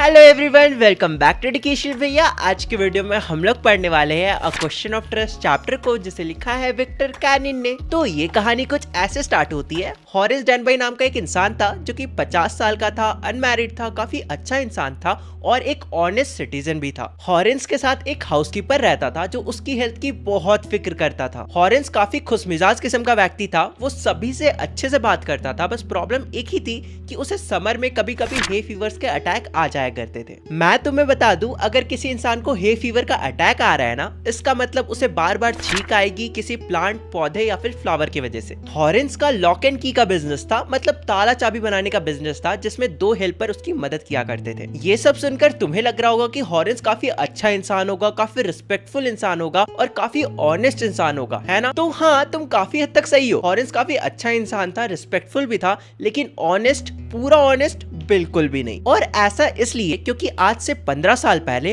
हॉरेंस को जेल हुई थी और वो जेल क्यों हुई थी, कैसे हुई थी, वो आज हम इस चैप्टर में जानने वाले हैं। वैसे इससे पहले हम आगे बढ़े, तुम्हें पता होना चाहिए कि बड़े बड़े जेल में ना बहुत तरह की फैसिलिटीज प्रोवाइड की जाती है। जैसे बहुत सारे जेल्स में ना लाइब्रेरी होता है, इंडोर स्पोर्ट्स रूम होता है, आउटडोर स्पोर्ट्स रूम होता है, मूवी जोन होता है और वगैरह वगैरह। इस तरह की बहुत सारी फैसिलिटीज भी प्रोवाइड की जाती है। यार एक ऐसा जेल तो मैं भी डिजर्व करता हूँ। हाँ, तो मुद्दा ये है कि हॉरेंस को जिस जेल में डाला गया था ना, वो था प्रिजन लाइब्रेरी। बेसिकली हॉरेंस को जेल के अंदर लाइब्रेरियन असिस्टेंट का रोल मिला था। वैसे जहाँ तक मुझे पता है, इंडिया में नोएडा जेल के अंदर भी लाइब्रेरी है। खैर, स्टोरी को कंटिन्यू करते हैं। मेरा नाम है हॉरेंस डैनबी और मुझे रेयर और एक्सपेंसिव बुक्स पढ़ना बहुत ज्यादा पसंद है, और इसलिए मैं साल में एक बार बहुत ही वेल प्लान्ड चोरी किया करता हूँ ताकि मैं उन पैसों से रेयर और एक्सपेंसिव बुक्स खरीद पाऊँ। लेकिन आज से 15 साल पहले जो मैंने चोरी की थी, उसने सब कुछ बदल कर रख दिया। जुलाई का महीना था, चमचमाती धूप थी और हर साल की तरह मैं श्योर था कि इस बार भी मैं सक्सेसफुल चोरी तो कर ही लूंगा। मैं 2 हफ्तों से एक घर के बारे में स्टडी कर रहा था जो कि सॉर्ट ओवर ग्रेंज में था। जैसे कि उस घर का इलेक्ट्रिक वायरिंग कैसा है, उस घर का पाथ कैसा है और उस घर में गार्डन कितना बड़ा है। मैंने उस घर के बारे में एक एक चीज पता कर रखा था। उस घर के ओनर लंदन में थे। फिलहाल उस घर में 2 नौकर थे और दोनों ही आज दोपहर को मूवी देखने जाने वाले थे। मैं उन 2 नौकर को या फिर कह लो उन 2 सर्वेंट्स को अपने आंखों से मूवी देखने जाते देखता हूँ। फिर मैं पूरी तैयारी से अपनी टूल किट वाली बैग लेकर गार्डन के पीछे वाले वॉल से अंदर घुस जाता हूँ, कूद कर ऑब्वियसली। और मुझे ये भी पता था कि उस घर के अंदर 15,000 पाउंड्स के ज्वेलरी रखे हुए हैं। और फिर मैं सोचता हूँ कि अगर मैं इन ज्वेलरीज को एक एक करके भी बेचूंगा तो मुझे आराम से 5,000 पाउंड्स तो मिल ही जाएगा। अब तुम लोग सोच रहे होगे कि अगर वो 15,000 पाउंड का ज्वेलरी चुराएगा तो उसे 5,000 पाउंड क्यों मिलेगा, 15,000 मिलना चाहिए ना। तो देखो मैं तुम्हें समझाता हूँ। मान लेते तुम पॉकेट मारो, ऑफेंड मत हो जाना, बस मान लो कि तुम पॉकेट मारो और तुमने किसी का आईफोन 14 प्रो मैक्स चुरा लिया। अब देखो ऐसे तो उस फोन का दाम 1.5 लाख रुपया है, लेकिन अगर तुम सेकंड हैंड मतलब चोरी करके बेचने जाओगे तो तुम्हें सिर्फ 50-60 हजार रुपया ही मिलेगा ना। तो वैसे ही हॉरेंस भी अनुमान लगा रहा है कि उसे 15,000 पाउंड की ज्वेलरी को अगर वो बेचने जाएगा तो उसे 5,000 पाउंड तो मिल ही जाएगा। और इतने पैसों से वो आराम से इस बार ऑटम में आ रहे 3 इंटरेस्टिंग बुक्स को खरीद लेगा और मस्त एंजॉय करते हुए 1 साल तक उन बुक्स को पढ़ेगा। जब सर्वेंट्स जा रहे होते हैं, मैं ध्यान से उनको ऑब्जर्व कर रहा होता हूँ। वो लोग मेन गेट का चाबी लगाते हैं और किचन के डोर के ऊपर वाले हैंगर में उसे टांग देते हैं। मैं ग्लोव्स पहनता हूँ ताकि कोई फुटप्रिंट ना आए, वहां से चाबी निकालता हूँ और अच्छे से गेट को खोलकर उस घर के अंदर घुस जाता हूँ। हालांकि उस घर के किचन के अंदर एक छोटू सा प्यारा सा डॉग था जो मुझे देखकर भौ भौ मतलब भौंकने लगता है। वैसे मुझे पता था कि डॉग्स को शांत कैसे करना है, बस उन्हें थोड़ा सा प्यार दिखाओ और प्यार से उनका नाम ले लो, वो शांत हो जाएंगे बस। इसलिए मैं उस डॉग का नाम लेता हूँ और कहता हूँ ऑल राइट सेरी बैठ जाओ, और वो जो डॉग होता है जिसका नाम सेरी होता है वो वहाँ पर बैठ जाता है। मतलब कि बेसिकली वो जो डॉग होता है वो शांत हो जाता है। सेफ को ड्राइंग रूम में किसी पेंटिंग के पीछे छुपाया गया था, इसलिए हॉरेंस जब ड्राइंग रूम जाता है वहाँ पर वो बहुत सारे पेंटिंग्स को, खूबसूरत खूबसूरत पेंटिंग्स को देखता है। तो वो एक पल के लिए सोचता है कि उसे बुक छोड़कर पेंटिंग्स चुराना चाहिए, लेकिन फिर वो सोचता है कि उसके रूम में मतलब उसके घर में इतना जगह नहीं है कि वो इतने सारे पेंटिंग्स को रख पाएगा, इसलिए वो वहीं पर वो आइडिया को ड्रॉप कर देता है। उस रूम में एक टेबल था जिसमें ग्रेट बाउल्स ऑफ फ्लावर्स रखे हुए थे, बेसिकली फ्लावरिंग पॉट रखा हुआ था, जिसके वजह से मुझे बार बार छींक आ रही थी। हालांकि मैं अपने छींक को इग्नोर करता हूँ और अपने बैग से उन टूल्स को निकालता हूँ जिसकी मदद से मैं सेफ को खोलने वाला था। हॉरेंस के पास चोरी करने के लिए 4 घंटे थे, क्योंकि 4 घंटे बाद वो जो सर्वेंट्स थे वो वापस आने वाले थे। हालांकि उसके लिए लॉक तोड़ना कोई बड़ी बात नहीं थी, क्योंकि उसका खुद का लॉक एंड की का बिजनेस था। ऊपर से उस सेफ के अंदर जो अलार्म सिस्टम लगाया गया था ना, वो बहुत ही बेकार और बहुत ही सिंपल सा था, उसे कोई भी तोड़ सकता था। हॉरेंस ड्राइंग रूम से निकलकर हॉल में जाते हैं और वहां पर अलार्म का एक वायर था, उसे काट देते हैं। बस अब क्या, अब वो अलार्म नहीं बजने वाला था। लेकिन फिर जब वो वापस से ड्राइंग रूम जाते हैं तब उन्हें वापस से एक बार छींक आ जाती है उन फ्लावरिंग पॉट्स की वजह से। यहाँ पर हॉरेंस सोच रहे होते हैं कि लोग कितने बेवकूफ होते हैं जो इतने महंगे महंगे वैल्यूएबल चीजें लेते हैं या खरीदते हैं। वैसे मुझे इस घर में चोरी करने का आइडिया एक मैगजीन के आर्टिकल से आया, क्योंकि उस आर्टिकल में इस घर के एक एक रूम के बारे में बताया गया था और साथ ही साथ इस घर के एक एक पेंटिंग्स के बारे में भी बताया गया था। बस यही नहीं, उन आर्टिकल्स में तो ये तक लिख दिया गया था कि इन्हीं किसी पेंटिंग के पीछे एक सेफ भी है। हालांकि मुझे बार बार छींक आ रही है, मैं बहुत ज्यादा परेशान हो चुका हूँ, इसलिए मैं अपने पॉकेट से हैंकरचीफ को निकालता हूँ और अपने मुंह में बांध लेता हूँ। तुमने भी स्कूल में बांधा ही होगा। लेकिन तभी मेरे पीछे दरवाजे के पास से आवाज आती है, what it is, a cold और हे फीवर। इससे पहले कि मैं कुछ सोच पाता, मैं छींकते छींकते बोलता हूँ हे फीवर, मतलब कि मुझे हे फीवर है और इतने में मुझे दोबारा पीछे से आवाज आती है। वैसे तुम्हें पता है तुम इस बीमारी को एक स्पेशल ट्रीटमेंट की मदद से ठीक कर सकते हो। अगर तुम्हें पता चल जाए कि तुम्हें कौन सी प्लांट या फिर फ्लावर से ये छींक आती है, हे फीवर होती है, तो तुम इसे आसानी से ठीक कर सकते हो। मेरे अकॉर्डिंग तुम्हें डॉक्टर को दिखा लेना चाहिए, क्योंकि ऐसे तो तुम कहीं पर भी चोरी नहीं कर पाओगे। मैं इस घर के ऊपर वाले कमरे में थी एंड तुम्हारी छींक की वजह से मुझे नीचे आना पड़ा और फिर मैं देखता हूँ कि एक बहुत ही जवान, हॉट, खूबसूरत, सेक्सी लड़की, देखो देखो कैसे लार टपक रहे तुम्हारे हवस के पुजारियों। खैर कंटिन्यू करते हैं। तो मेरे सामने एक खूबसूरत लड़की रेड कलर के ड्रेस में खड़ी होती है और सेरी जो डॉगी था वो अपने आप को उस लेडी के बॉडी में रगड़ रहा था, प्यार से, बेसिकली ठरकी डॉगी था। इसके बाद वो लड़की थोड़ा सा आगे फायर प्लेस, मतलब कि उस रूम में जो चिमनी था ना उसके पास जाती है और उस पे रखे डेकोरेटिव चीजों को अरेंज करने लगती है, फॉर एग्जाम्पल फ्लेमिंग कैंडल्स। और फिर वो डॉग को कहती है सिट डाउन सेरी, और फिर वो डॉग को सहलाते सहलाते स्माइल करते हुए कहती है कि वैसे तो सबको लग रहा होगा कि मैं 1 महीने के लिए बाहर गई हूँ, लेकिन मैं सही टाइम पर वापस आ गई। लेकिन मैंने कभी भी नहीं सोचा था कि आते के साथ ही मेरी मुलाकात एक बर्गलर से हो जाएगी। यहाँ पर बर्गलर का मतलब तुम लोग खाने वाला बर्गर मत समझ लेना। बर्गलर का मतलब होता है एक इंसान जो किसी के घर में जबरदस्ती घुस जाए, बेसिकली तुम चोरी समझ सकते हो। मैं नोटिस करता हूँ कि ये लड़की मेरे ऊपर भड़क नहीं रही है। इसका मतलब अगर मैंने इससे अच्छे से ट्रीट किया, मैं इससे अच्छे से बात करूंगा, तो हो सकता है ये मुझे वापस जाने दे दे। इसलिए मैं रिप्लाई करता हूँ और कहता हूँ कि हाँ, मुझे भी उम्मीद नहीं थी कि मैं इस घर के किसी मेंबर से मिलूंगा। हाँ, पर मैं तो आ गई ना। What a inconvenience. बहुत बुरा हुआ, लेकिन अब तुम क्या करने वाले हो? पहले तो मैंने सोचा था कि मैं यहाँ से भाग जाता हूँ। ऑफ कोर्स तुम भाग सकते थे, लेकिन मैं पुलिस को कॉल कर देती और तुम बाहर पकड़े जाते। नहीं, मैं जाने से पहले टेलीफोन वायर्स को कट कर देता और फिर उसके बाद जाने दो, नहीं बोल रहा। बस इतना ध्यान रखता कि तुम अगले कुछ घंटों तक कुछ भी नहीं कर पाते। देख रहे हो अकेली लड़की को देखकर क्या क्या सोच रहा है लौंडा। अरे जस्ट किडिंग, वो उस लड़की को बांध कर भागने के बारे में सोच रहा होगा। क्या यार तुम लोग भी, छी, कितनी गंदी सोच है तुम लोग की। मेरे को तो सोच कर भी शर्म आ रहा है एकदम। खैर चलो चैप्टर को कंटिन्यू करते हैं। मतलब मैं तुम लोग की सोच को और नहीं झेल सकता। क्या तुम मुझे हर्ट करने वाले थे? तुम मुझे चोट पहुंचाने वाले थे? मैं तो सिर्फ तुम्हें डराने की कोशिश कर रहा था। अगर तुम मुझे यहाँ से जाने दोगी तो अच्छा होगा। भूल जाओ कि मैं यहाँ पे आया था। मैं ऐसा क्यों करूं? अगर मैंने तुम्हें छोड़ दिया तो तुम कहीं और चोरी करोगे और सोसाइटी तुम जैसे चोरों से भर जाएगी, और मैं ऐसा बिल्कुल भी प्रिफर नहीं करूंगी। अरे नहीं, तुम गलत सोच रही हो। समाज को मुझसे डरने की कोई जरूरत नहीं है। मैं सिर्फ उन्हीं को लूटता हूँ जिनके पास बहुत अंधा पैसा होता है, और मेरा चोरी करने का वजह भी काफी अच्छा होता है। और यार मुझे जेल जाने की थॉट से भी बहुत डर लगता है। तुम्हें जेल से डर लगता है?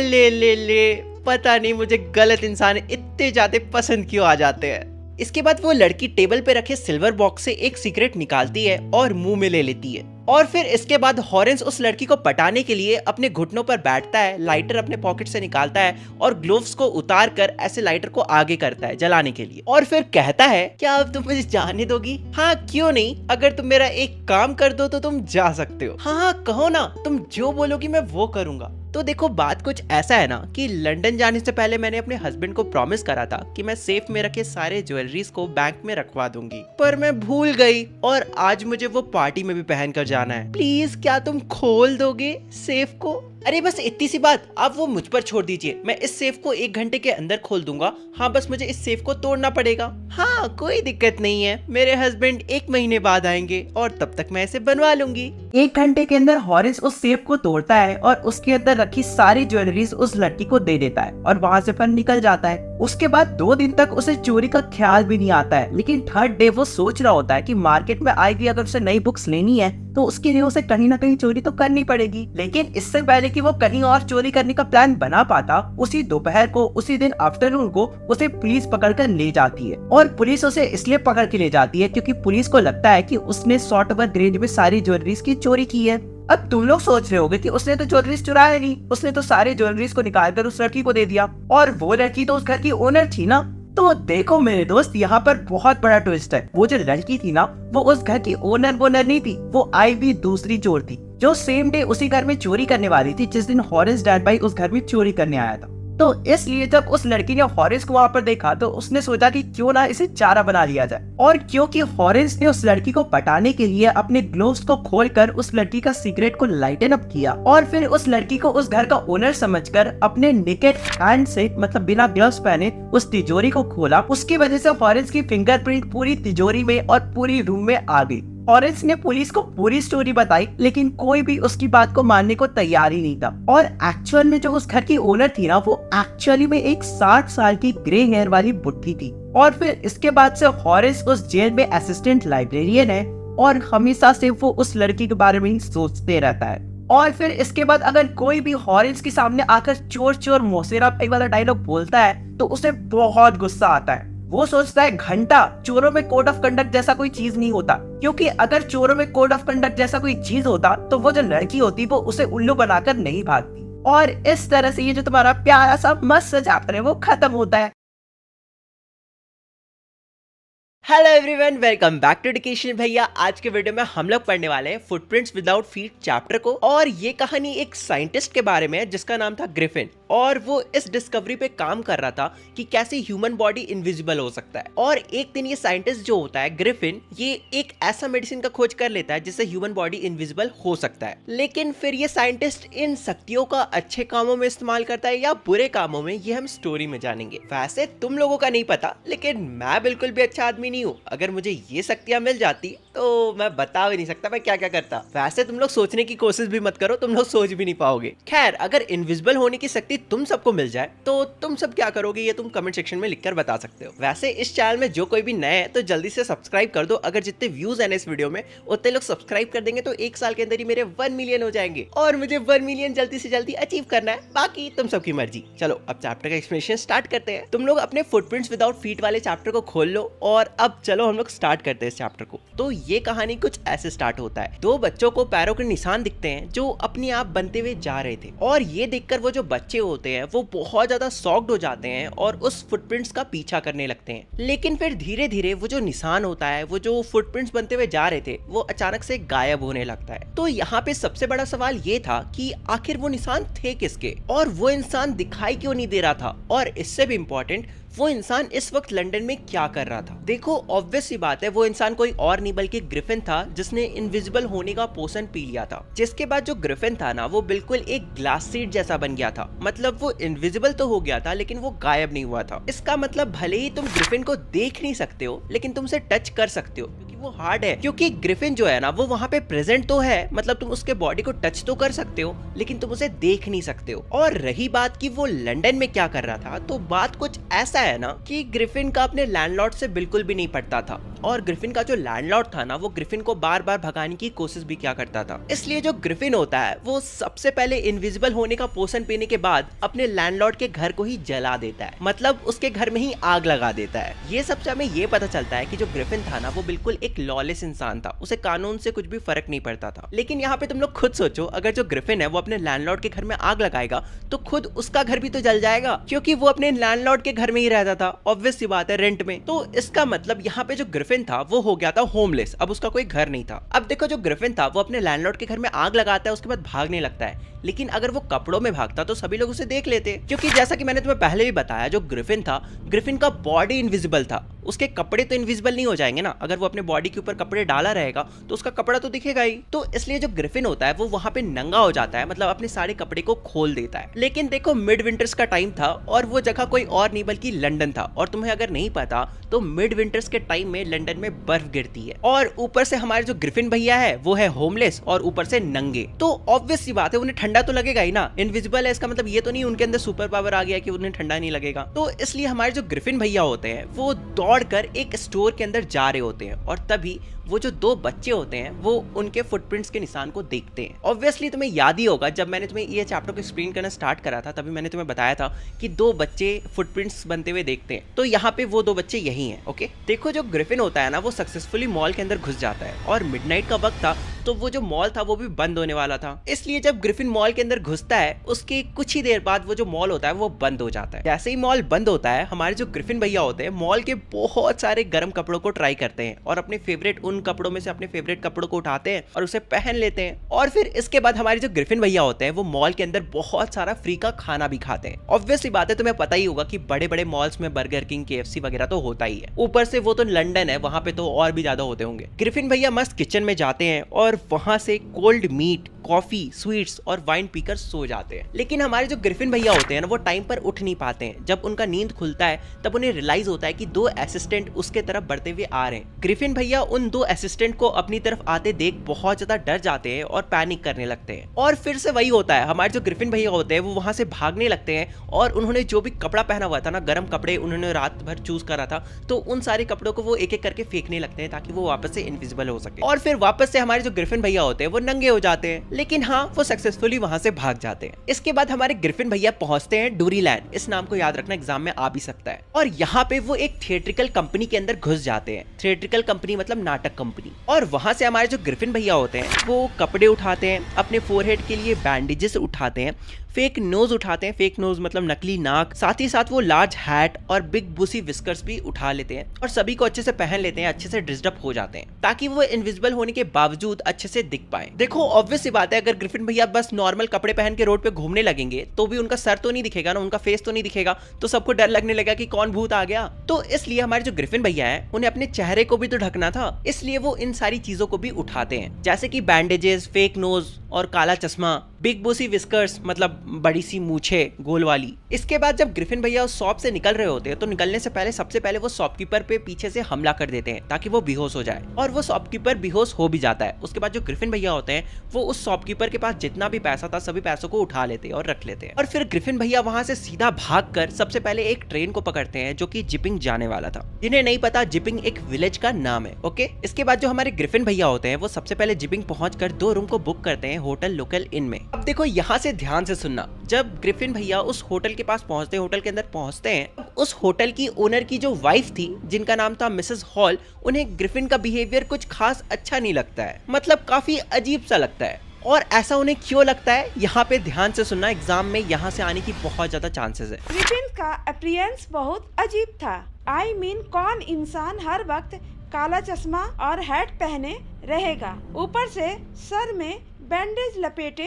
ग्रिफिन कभी भी मुझसे अच्छा से बात नहीं करता था और जब मैं प्यार से ग्रिफिन को कभी अप्रोच करती थी तो वो बोलता था मैं यहाँ एक इम्पोर्टेंट काम से आया हूँ और मैं सॉलिट्यूड रहना चाहता हूँ, मतलब अकेले रहना चाहता हूँ। एक एक्सीडेंट के वजह से मेरा फेस ऐसा हो गया है। तीसरा, ग्रिफिन का हैबिट बहुत स्ट्रेंज था और बहुत जल्दी वो अपना टेम्पर खो देता था, मतलब गुस्सा हो जाता था। ग्रिफिन को मैं नहीं निकाल सकती थी क्योंकि उसने एडवांस में पैसा दे रखा था। लेकिन चोरी के पैसे तो खत्म होने ही थे, इसलिए ग्रिफिन के पास जो पैसे थे वो भी खत्म होने लगते हैं। इसके बाद जब मिसेस हॉल ग्रिफिन से पैसा मांगने आती है तो ग्रिफिन ऐसा प्रिटेंड करता है कि जल्दी ही उसका चेक आने वाला है और उसके बाद वो आगे की पैसे भी दे देगा। और फिर इसके बाद अगले दिन 2 बड़ी बड़ी इंसिडेंट होती है। इन दोनों इंसिडेंट को अच्छे से याद रखना। सबसे पहला क्या होता है, एक क्लर्जीमैन मतलब कि प्रीस्ट मतलब कि चर्च का जो पुजारी होता है वो अपनी वाइफ के साथ मस्त सो रहा होता है, लेकिन तभी उसे नीचे तिजोरी वाले कमरे से कुछ आवाज सुनाई देती है, जैसे कि उस कमरे में कोई चोर घुसा आया हो। तो वो जो क्लर्जीमैन होता है वो दौड़ के अपनी वाइफ के साथ उस रूम की तरफ भागकर जाता है और अपने हाथों में एक पोकर स्टिक लेके भाग रहा होता है। पोकर स्टिक कैसा दिखता है तुम्हें स्क्रीन में दिख ही रहा होगा। और दौड़कर वो क्लर्जीमैन अपनी वाइफ के साथ उस तिजोरी वाले कमरे के पास जाता है और उस कमरे के गेट पे जोर से लात मारता है और कहता है कि जो भी चोरी करने आया है जल्दी से हैंड्स अप करो, सरेंडर कर दो। लेकिन उस कमरे में कोई भी दिखाई नहीं देता है, ना टेबल के नीचे, ना कर्टेन्स के पीछे और ना ही चिमनी के ऊपर। लेकिन फिर भी उस रूम के अंदर जो तिजोरी थी ना, उस तिजोरी के अंदर से सारे पैसे चोरी हो चुके थे। ये तो था पहला इंसिडेंट। और अब जो दूसरा इंसिडेंट होता है वो इससे भी ज्यादा खतरनाक था और आसपास के सारे नेबर्स, सारे लोग बस उस दूसरे इंसिडेंट के बारे में ही बात कर रहे थे। तो दूसरा इंसिडेंट ये होता है कि उस होटल का जो लैंडलॉर्ड होता है और उसकी जो वाइफ होती है मिसेस हॉल, दोनों सुबह जल्दी उठ जाते हैं और तभी मिसेस हॉल देखती है कि ग्रिफिन का रूम का जो दरवाजा है वो खुला हुआ है, जो कि यूजुअली होता नहीं है। ग्रिफिन हमेशा गेट लॉक करके रहता था।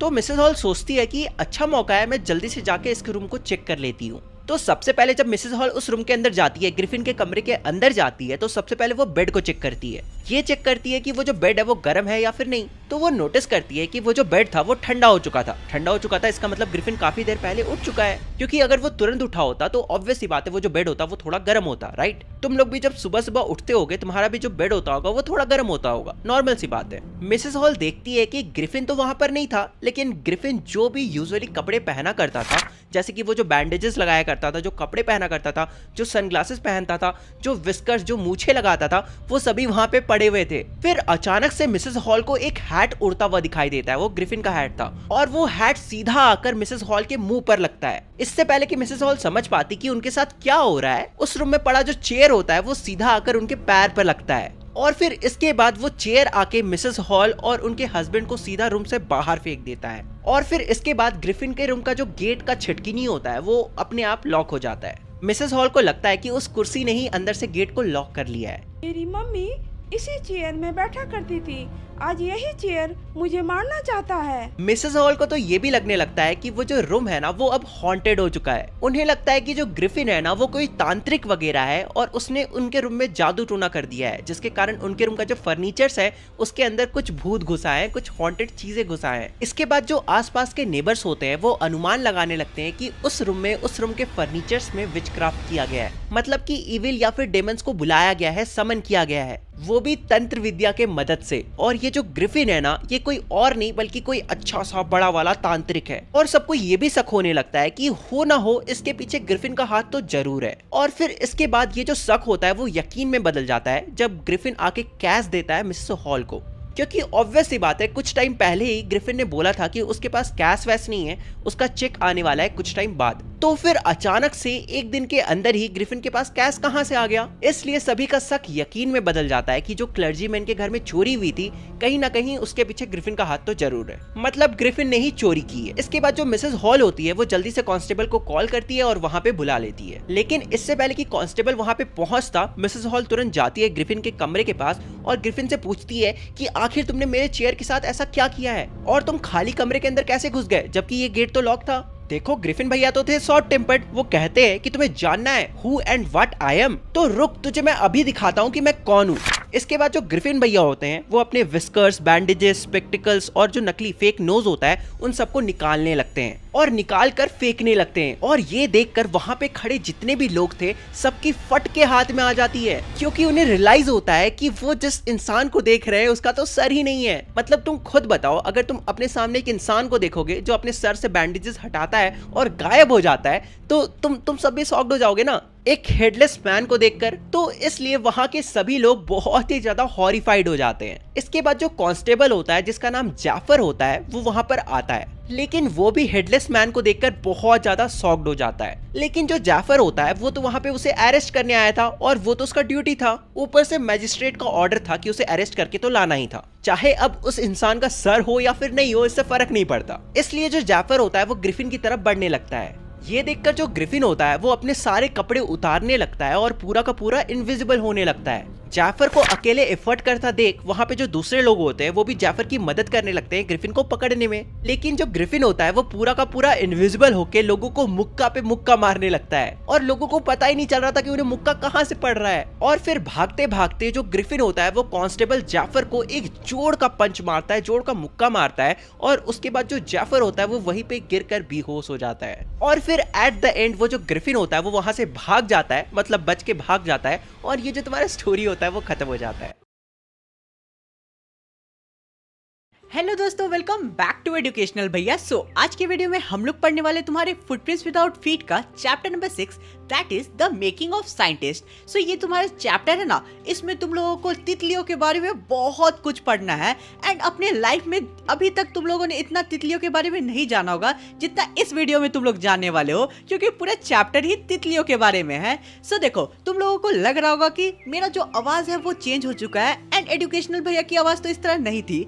तो मैं तुम लोगों को बताना चाहूंगा कि मैं तुम्हारा एजुकेशनल भैया नहीं हूँ, तुम्हारा एजुकेशनल भैया का तबीयत थोड़ा सा खराब है, इसलिए मैं तुम्हारा आयुष भैया तुम लोगों को ये जो चैप्टर है बहुत ही अच्छे से कंप्लीट कराएगा। एंड मेरा खुद का भी चैनल है जिसका नाम है एन इंडिक एजुकेशन, अगर एक्सप्लेनेशन पसंद आता है देन उसे चेकआउट कर सकते हो। एंड हाँ, मैं तुम लोगों को बताना चाहूंगा कि ये जो चैप्टर वो थोड़ा सा बोरिंग है, बहुत सारे स्टूडेंट इस चैप्टर को बिना पढ़े चले जाते एग्जाम में, लेकिन मैं एक्सप्लेन करूंगा, देन मैं तुम लोगों को गारंटी देता हूँ कि ये जो पूरा चैप्टर है बहुत ही अच्छे से समझ आएगा। तो अब चलो बिना कोई टाइम वेस्ट किए शुरू करते हैं आज के हमारे इस वीडियो को। सो इस वीडियो में तुम लोगों को मेनली 3 कैरेक्टर्स देखने को मिलेगा। एक मैं जो कि नरेटर हूँ एंड मैं तुम लोगों को ये जो पूरा चैप्टर है बहुत ही अच्छे से नरेट करूंगा एंड एक्सप्लेन करूंगा। सेकंड कैरेक्टर कौन है उससे तुम खुद मिल लो। हेलो दोस्तों, मैं हूँ रिचर्ड ई ब्राइट। मुझे बटरफ्लाइज में बहुत ज़्यादा इंटरेस्ट है एंड मैंने इस चैप्टर में बहुत सारी अलग अलग डिस्कवरीज की है एंड मैंने वो डिस्कवरीज कैसे की है इसी के बारे में पूरा चैप्टर है। मेरी लाइफ की जर्नी के बारे में आज का चैप्टर तुम लोगों को पढ़ना होगा। हेलो, मैं हूँ रिचर्ड की मदर। तो अब चलो बिना कोई टाइम वेस्ट किए आज के डिटेल एक्सप्लेनेशन को शुरू करते हैं। तो चैप्टर स्टार्ट होता है एंड हमें बताया जाता है कि 22 की एज में रिचर्ड ई ब्राइट जो कि farmer scout of the year थे, यानी कि farmer guide of the year थे, उन्होंने साइंटिफिक वर्ल्ड को अपनी डिस्कवरी की कैसे सेल वर्क करती है इस डिस्कवरी से सबको उत्तेजित यानी कि एक्साइट कर दिया। रिचर्ड ई ब्राइट एंड उसके फ्रेंड जो कि साथ मिलके ये इस डिस्कवरी पे काम कर रहे थे, उन्होंने अपनी इस डिस्कवरी को एक आर्टिकल जिसका नाम था proceeding of national academy of science था, उसमें अपनी जो डिस्कवरी उसे बहुत ही अच्छे से एक्सप्लेन किया था। ये पहली बार हुआ था कि किसी कॉलेज के स्टूडेंट की वर्क को इस आर्टिकल में पब्लिश किया गया था। स्पोर्ट्स में ये ऐसा था कि 15 की एज में किसी बंदे ने बिग लीग खेला यानी कि ग्रैंड लीग खेला एंड उसने पहले बैटिंग करके एक सिक्सर यानी कि होम रन मार दिया। सीधे साधे मतलब में समझोगे देन ये बताया जा रहा है कि जो ये डिस्कवरी थी ये बहुत बड़ी डिस्कवरी थी एंड रिचर्ड ई ब्राइट ने इतनी कम एज में एक ऐसी डिस्कवरी कर ली थी जो कि किसी ने नहीं सोची थी। इसके बाद रिचर्ड ई ब्राइट ने ऐसे बहुत सारे अचीवमेंट किए एंड ये सारी चीजें कहाँ से शुरू हुई? ये सारी चीजें बटरफ्लाई से शुरू हुई। अब हम रिचर्ड ई ब्राइट के लाइफ के फ्लैशबैक में चलते हैं कि कैसे ये सारी चीजें रिचर्ड ई ब्राइट ने अपने बचपन से शुरू की। तो अब हम लोगों को बताया जा रहा है कि जो रिचर्ड ई ब्राइट है वो अपनी फैमिली का एक लौता बेटा था जो पेंसिल्वेनिया नाम के एक शहर में रहता था। वो पेंसिल्वेनिया के नॉर्थ में बड़ा हुआ था एंड जगह का नाम क्या था जहाँ पे वो बड़ा हुआ था? उस पर्टिकुलर प्लेस का नाम था रीडिंग। अब ये जगह कहाँ पे है? ये जो जगह है ये यूएसए में है। वहाँ ज्यादा कुछ नहीं था जो मैं कर सकता था। मैं ना ही वहाँ फुटबॉल खेल सकता था ना ही बास्केटबॉल खेल सकता था, लेकिन एक चीज मैं वहाँ जरूर कर सकता था, वो था चीजों को कलेक्ट करना। जब हमारा रिचर्ड ई ब्राइट छोटा सा नन्हा मुन्ना सा बच्चा था ना एंड केजी में पढ़ा करता था ना, तभी से उसे बटरफ्लाइज को कलेक्ट करने का एक अलग ही लेवल का शौक था। बटरफ्लाइज के साथ साथ उसे और भी चीजें कलेक्ट करने में मजा आता था। तुम लोग भी जब बचपन में होगे तब तुम लोग भी बहुत सारी चीजें कलेक्ट करते होगे। कमेंट करके तुम लोग भी बताना कि तुम लोग कौन कौन सी चीजें बचपन में कलेक्ट किया करते थे। तो जो रिचर्ड ई ब्राइट था वो बटरफ्लाइज के साथ साथ फॉसिल्स, रॉक्स के अलग अलग टुकड़े एंड कॉइन्स, ये सारी चीजें भी वो इकट्ठा किया करता था। ई ब्राइट को एस्ट्रोनॉमी में भी बहुत ज्यादा इंटरेस्ट था, मतलब सोलर सिस्टम के बारे में जानने में भी बहुत ज्यादा इंटरेस्ट था। उसे प्लैनेट, स्टार्स, इन सारी चीजों पे बहुत ज्यादा रुचि थी, इसलिए वो कभी कभी रात भर अपने घर की छत पे बैठ के स्टार्स को देखा करता था। ई ब्राइट को चीजों को जानने में बहुत ज्यादा इंटरेस्ट था एंड उसका जो माइंड था ना वो भी बहुत ज्यादा साफ था। मेरी मदर जो थी वो मुझे बहुत ज्यादा एनकरेज किया करती थी। वो मुझे अलग अलग ट्रिप्स पे ले जाया करती थी, साथ ही में वो मुझे अलग अलग आइटम्स ला के दिया करती थी जो मेरी स्टडीज में मुझे हेल्प करते थे, जैसे कि टेलीस्कोप, माइक्रोस्कोप, कैमरास एक्सेट्रा। और ऐसी और भी चीजें मुझे ला के देती थी एंड हर प्रोस्पेक्टिव से मेरी हेल्प करने की कोशिश किया करती थी। मैं ही रिचर्ड की साथी थी, कंपेनियन थी, दोस्त थी, जब तक वो स्कूल जाना शुरू करता है। उसके बाद मैं उसके दोस्तों को घर ले आती थी जो उसके साथ खेलते थे एंड टाइम स्पेंड किया करते थे, लेकिन रात के टाइम हम लोग दोनों साथ में मिलके सारे काम किया करते थे। मेरे लिए मेरा बेटा रिची मेरा दुनिया था, मेरा सब कुछ था जब से उसके फादर की डेथ हुई थी 3rd स्टैंडर्ड में। हम हर रात खाना साथ में ही खाते थे। रिचर्ड को जो दिमाग था वो बहुत ज्यादा साफ था एंड उससे चीजों को जानने में बहुत ज्यादा इंटरेस्ट था। रिचर्ड जो है वो जब क्लास 2 में था तभी उसने अपने होम टाउन की 25 स्पीसीज ऑफ बटरफ्लाईज को कलेक्ट किया था। मुझे लगा कि ये मेरा बटरफ्लाई कलेक्शन का एंड होगा, लेकिन फिर मेरी मदर जो है मुझे एक बुक ला के देती है जिसका नाम था ट्रैवल ऑफ मोनार्क एक्स। इस बुक ने मुझे बताया कि कैसे जो बटरफ्लाइज है वो सेंट्रल अमेरिका की तरफ माइग्रेट करती है। एंड ये जो बुक होती है ये मुझे बहुत ज्यादा अच्छी लगती है। एंड ये बुक मेरे लिए एक नई दुनिया खोल के रख देती है। बुक के एंड में रीडर्स को भी इनवाइट किया गया था कि वो भी बटरफ्लाई माइग्रेशन के बारे में जानने में हेल्प करे। कनाडा के यूनिवर्सिटी ऑफ टोरंटो के एक प्रोफेसर डॉक्टर फ्रेडरिक उर्कुहार्ट ने सभी रीडर्स को बोला था कि वो भी इस बटरफ्लाई माइग्रेशन में हेल्प करे। उन्होंने बोला कि सारे जो बटरफ्लाइज है उनके विंग्स में जो भी रीडर्स इसे पढ़ रहे हैं वो छोटा सा टैग लगा दे, यानी कि छोटा सा स्टिप ऑफ पेपर लगा दे, ताकि उनकी जो माइग्रेशन है उसे पढ़ने में आसानी हो उन्हें। रिचर्ड को पता था कि एक एक बटरफ्लाई को पकड़ के उस पे टैग लगाना बहुत ही ज्यादा दिक्कत का काम है एंड ये बहुत ही टाइम टेकिंग प्रोसेस होगा, इसलिए वो आइडिया लगाता है एंड फीमेल मोनार्क बटरफ्लाइज को पकड़ता है एंड उसके एग्स को चोरी करके, यानी कि ले लेता है उसके एग्स को। एंड उससे जैसे ये बच्चे निकलते थे देन उसे वो टैग करके छोड़ दिया करता था। एंड ये सारी चीजें वो अपने घर के बेसमेंट में किया करता था। एंड कई सालों तक उसका जो बेसमेंट था वो बहुत सारे मोनार्क बटरफ्लाइज का घर था, या फिर कह सकते हो कि हजारों मोनार्क बटरफ्लाइज का घर था रिचर्ड एब्राइट का बेसमेंट। धीरे धीरे मेरा जो इंटरेस्ट है इसमें से खत्म होने लगा, क्योंकि ये जो प्रोसेस था काफी टाइम कंज्यूमिंग था एंड मुझे बहुत अच्छा रिस्पांस नहीं मिल रहा था। मुझे केवल 2 टैग बटरफ्लाइज ही मिलते हैं जो कि मेरे घर से बस 75 मील्स की दूरी पे थे एंड इससे मुझे कुछ एक्स्ट्रा पता नहीं लगता है बटरफ्लाइज के बारे में। अब रिचर्ड एब्राइट 7th स्टैंडर्ड में पहुंच जाता है। 7th स्टैंडर्ड में वो पहुंचता है तो वो एक साइंस के काउंटी फेयर में पार्टिसिपेट करता है, यानी कि एक लोकल साइंस के कंपटीशन में वो पार्टिसिपेट करता है, जहाँ पे सारे स्टूडेंट्स को अपना प्रोजेक्ट सबमिट करना था, अपना रिसर्च वर्क सबमिट करना था। वहाँ उस काउंटी फेयर में सभी को कुछ ना कुछ प्राइज जरूर मिलता है, लेकिन हमारा रिचर्ड को कोई भी प्राइज नहीं मिलता है एंड वो बहुत ही ज्यादा सैडली वहाँ बैठा होता है उस काउंटी फेयर में। रिचर्ड अपना project slides of frog tissue पे सबमिट करता है एंड फिर वो रियलाइज करता है कि सारे विनर्स ने ट्राई किया था कि वो कुछ रियल एक्सपेरिमेंट्स कर पाए एंड रिचर्ड्स ने वो ट्राई नहीं किया था, इसलिए बाकी सारे तो जीत जाते हैं कुछ ना कुछ, लेकिन रिचर्ड कोई भी प्राइज नहीं जीतता है उस दिन। एंड यहाँ तुम लोग जान सकते हो कि जो रिचर्ड है उसे कितना बड़ा झटका लगा होगा जब वो कोई भी प्राइज नहीं जीतता है काउंटी फेयर में। मैं जान चुका था कि नेक्स्ट साल के साइंस फेयर को जीतने के लिए मुझे कुछ नया एक्सपेरिमेंट करना होगा एंड फिर बहुत मैंने सोचा कि मैं कौन से फील्ड में अच्छा कर सकता हूँ। देन मुझे आइडिया आया कि मुझे इंसेक्ट्स के बारे में सबसे ज्यादा नॉलेज है, देन मुझे उसी फील्ड में कुछ करना चाहिए। इसलिए मैं डॉक्टर उर्कुहार्ट को लेटर लिखता हूँ एंड आइडियाज मांगता हूँ कि मैं कौन कौन सी चीजों पे काम कर सकता हूँ। उस लेटर का रिप्लाई जल्दी ही आ जाता है एंड मुझे बहुत सारे आइडियाज मिलते हैं। उन सारे आइडियाज ने मुझे अपने हाई स्कूल के टाइम में बिजी रखा एंड मैंने उन आइडियाज से बहुत सारे प्राइजेस भी जीता county and international science fair में। जैसे कि एक प्रोजेक्ट था जिसमें मैंने ये ढूंढने की कोशिश की थी कि किन रीजंस के कारण मोनार्क कैटरपिलर हर साल बहुत ज्यादा तादाद में मारे जाते हैं।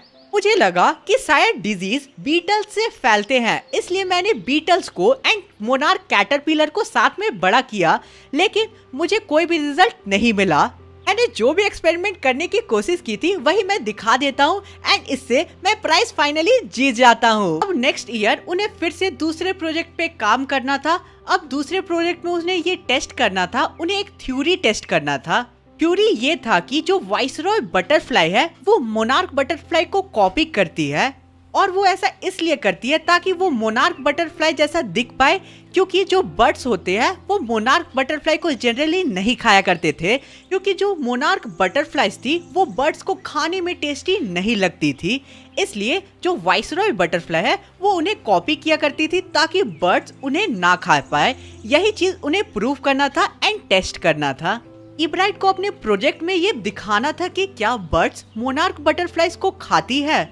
रिचर्ड अपने प्रोजेक्ट में अपने रिसर्च में ये पता करते हैं कि जो स्टारलिंग नाम का एक बर्ड है जिसकी फोटो तुम लोग अपने स्क्रीन में देख सकते हो, ये जो बर्ड है ये नॉर्मल बर्ड फूड नहीं खाती थी एंड इसे जितना भी जो मोनार्क बटरफ्लाई है उतना खाने को मिल जाया करता था। देन ये बेसिकली प्रेफर किया करती थी मोनार्क बटरफ्लाई को खाने के लिए एंड ये मोनार्क बटरफ्लाई को बहुत ही चाव से खाती थी।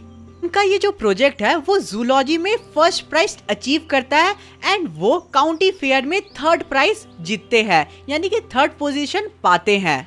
अब हाई स्कूल के सेकेंड ईयर यानी कि 10th स्टैंडर्ड में वो फिर से अपनी रिसर्च वर्क को शुरू करते हैं एंड इस बार वो अननोन इंसेक्ट हार्मोन की डिस्कवरी कर देते हैं और यहीं से वो अपनी थ्योरी पे इनडायरेक्टली काम शुरू करते हैं, जो कि था लाइफ ऑफ सेल पे।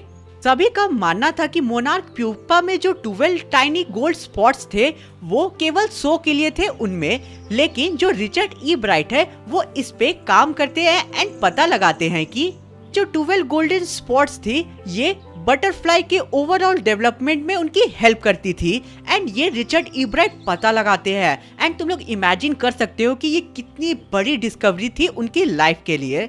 इस एक्सपेरिमेंट की वजह से मुझे फर्स्ट प्राइज मिलता है काउंटी फेयर में एंड इससे मैं international science and engineering fair में भी पार्टिसिपेट कर सकता था, जहाँ पे अलग अलग कंट्री के पार्टिसिपेंट्स आए थे। यहाँ पे मुझे थर्ड प्राइज मिलता है जूलॉजी में, साथ ही में मुझे समर के टाइम चांस मिलता है entomology laboratory of Walter read army institute जाकर अलग अलग टाइप के रिसर्च करने के लिए। अब हमारे रिचर्ड ई ब्राइट 11th स्टैंडर्ड में पहुंच जाते हैं, वो वहां जाते हैं एंड अपने रिसर्च वर्क को कंटिन्यू करते हैं।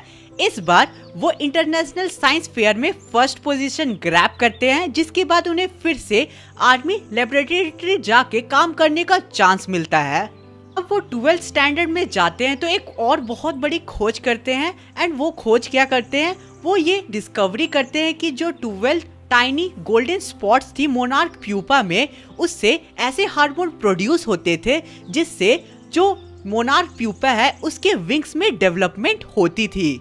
इस खोज के लिए उन्हें जूलॉजी के डिपार्टमेंट में फर्स्ट प्राइज मिलता है।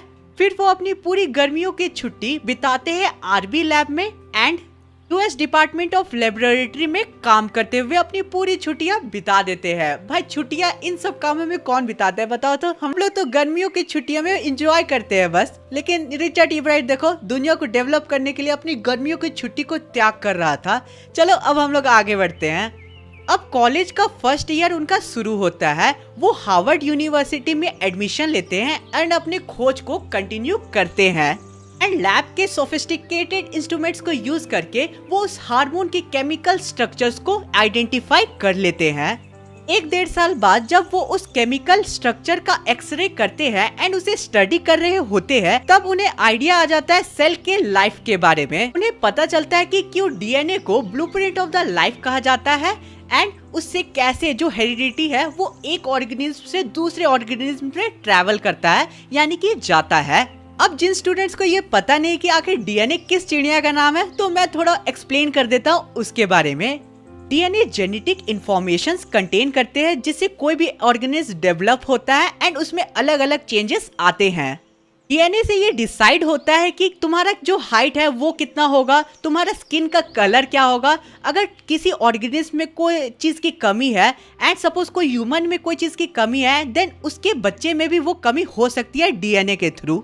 डीएनए ये भी बताता है कि तुम्हारा फेस का स्ट्रक्चर क्या होगा, तुम्हारा बॉडी का स्ट्रक्चर क्या होगा। ठीक है, इतना सारा इन्फॉर्मेशन मैंने दे दिया डीएनए के बारे में, और जानना होगा देन गूगल कर लेना। चलो आगे बढ़ते हैं। अब रिचर्ड एंड उसके कॉलेज का फ्रेंड जेम्स आर वोंग रात भर काम करते हैं प्लास्टिक मॉडल्स बनाने में, ड्राइंग बनाते हैं जिससे वो दूसरों को एक्सप्लेन कर पाए कि आखिर उन्होंने क्या डिस्कवरी किया है। एंड इसी के बाद जो रिचर्ड है उसकी जो थ्योरी है, उसकी जो डिस्कवरी है वो आर्टिकल में पब्लिश होती है, जिसके बारे में चैप्टर के स्टार्ट में मेंशन किया गया था एंड उसी के बारे में चैप्टर स्टार्ट हुआ था हम लोगों का। याद है ना? तुम लोगों को याद नहीं है तो तुम लोग क्या कर रहे हो यार, अच्छे से देखो वीडियो को, ठीक है, एंड वापस से जाके देखो।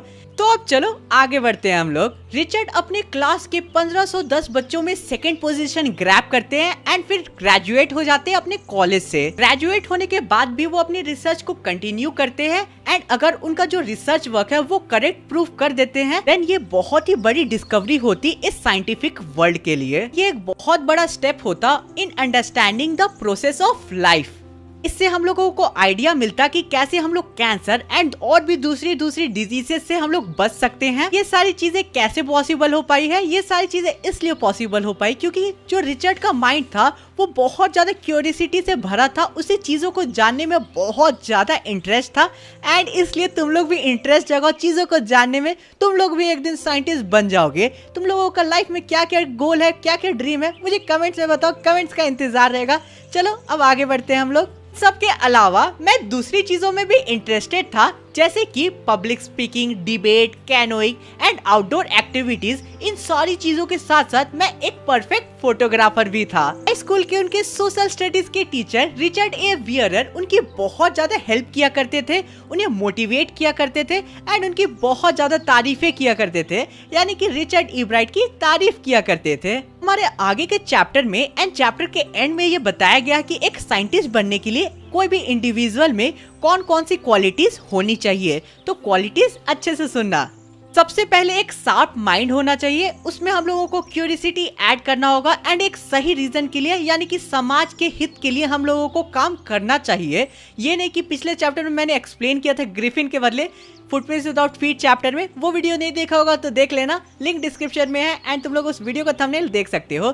तो ये नहीं है कि हम लोगों को अपने फायदे के लिए काम करना चाहिए, हम लोग समाज के फायदे के लिए काम करेंगे तभी हम लोग एक अच्छे साइंटिस्ट कहला पाएंगे। तो इसी के साथ आज का हमारा पूरा वीडियो कंप्लीट होता है।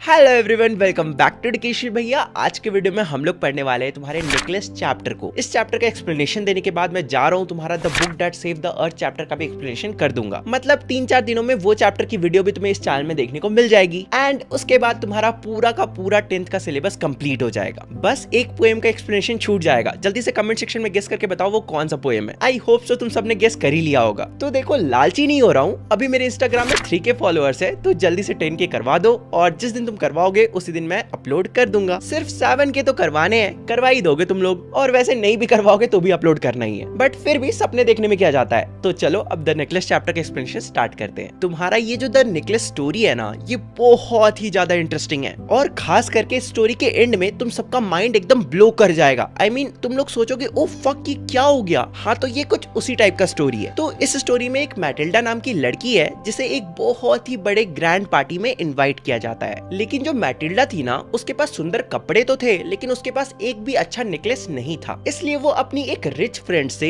एक नेकलेस बोरो करती है, लेकिन फिर आगे चलकर वो उस नेकलेस को खो देती है। अब इसके बाद क्या होता है ये तो हम स्टोरी में ही जानेंगे। और जैसा कि मैंने कहा, इस स्टोरी के एंड में एक बहुत ही इंटरेस्टिंग सा ट्विस्ट है। तो चलो अब डिटेल में चैप्टर का एक्सप्लेनेशन स्टार्ट करते हैं। तो स्टोरी कुछ ऐसे स्टार्ट हो रहा है और हमें पता चल रहा है कि मैटिल्डा की किस्मत बहुत ही ज्यादा खराब थी। वैसे तो मैटिल्डा बहुत ही खूबसूरत, जवान सी, सुंदर सी लड़की थी, लेकिन फिर भी उसका जन्म एक गरीब या फिर कह सकते हो मिडिल क्लास क्लर्क के फैमिली में हो गया था। मानो ऐसा लगता हो ना कि गलती से मैटिल्डा का जन्म किसी अमीर फैमिली में ना होकर किसी क्लर्क के फैमिली में हो गया था। तो इसलिए जो मैटिल्डा के पेरेंट्स थे वो इतने अमीर नहीं थे कि वो अच्छा खासा दहेज जमा कर सके, और इसलिए मैटिल्डा के पास ऐसा कोई भी तरीका नहीं था जिससे वो एक अमीर लड़की को पटा सके। मतलब ये पॉसिबल ही नहीं था कि मैटिल्डा को कोई एक अमीर लड़का जानेगा या फिर पसंद करेगा या फिर प्यार करेगा। क्योंकि देखो, ऑब्वियस सी बात है, तुम जैसे सोसाइटी में रहते हो तुम्हें तुम्हारा लाइफ पार्टनर भी वैसा ही मिलेगा। जैसे सपोज तुम लड़की हो और तुम मिडिल क्लास फैमिली वाले सोसाइटी में रह रहे हो,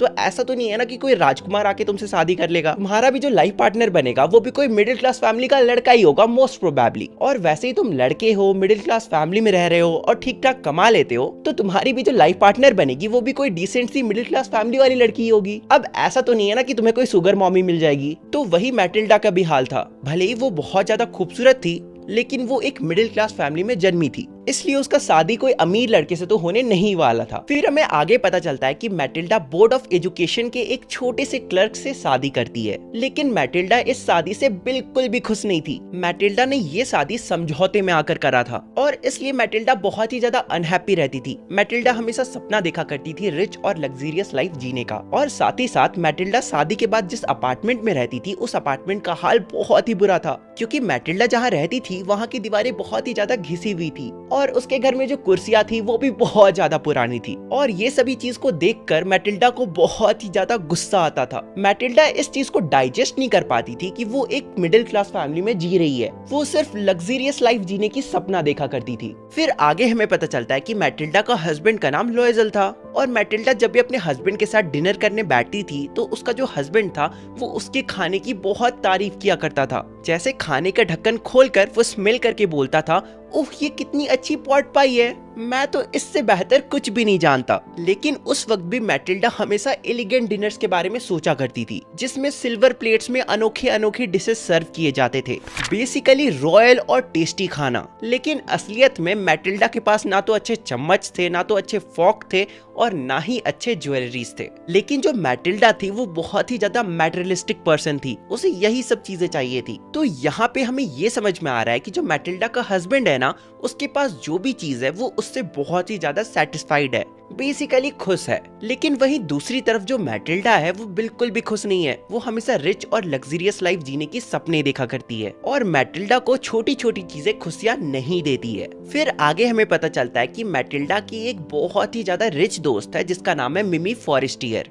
लेकिन मैटिल्डा को उसके घर जाना बिल्कुल भी पसंद नहीं है, क्योंकि मैटिल्डा जब भी उसके घर जाती है और वापस अपने घर आती है तब उसे बहुत ही ज्यादा डिसअपॉइंटेड फील होता है। और देखो इस बात से मैं खुद थोड़ा सा एग्री करता हूँ, क्योंकि जब मैं छोटा बच्चा था और तब मैं अपने दोस्तों के घर जाता था जिनके पास इलेक्ट्रिक स्केटबोर्ड और महंगी महंगी साइकिल हुआ करती थी, और फिर जब मैं वापस घर आता था तो मुझे भी बुरा लगता था कि मुझे भी वो सारी चीजें चाहिए।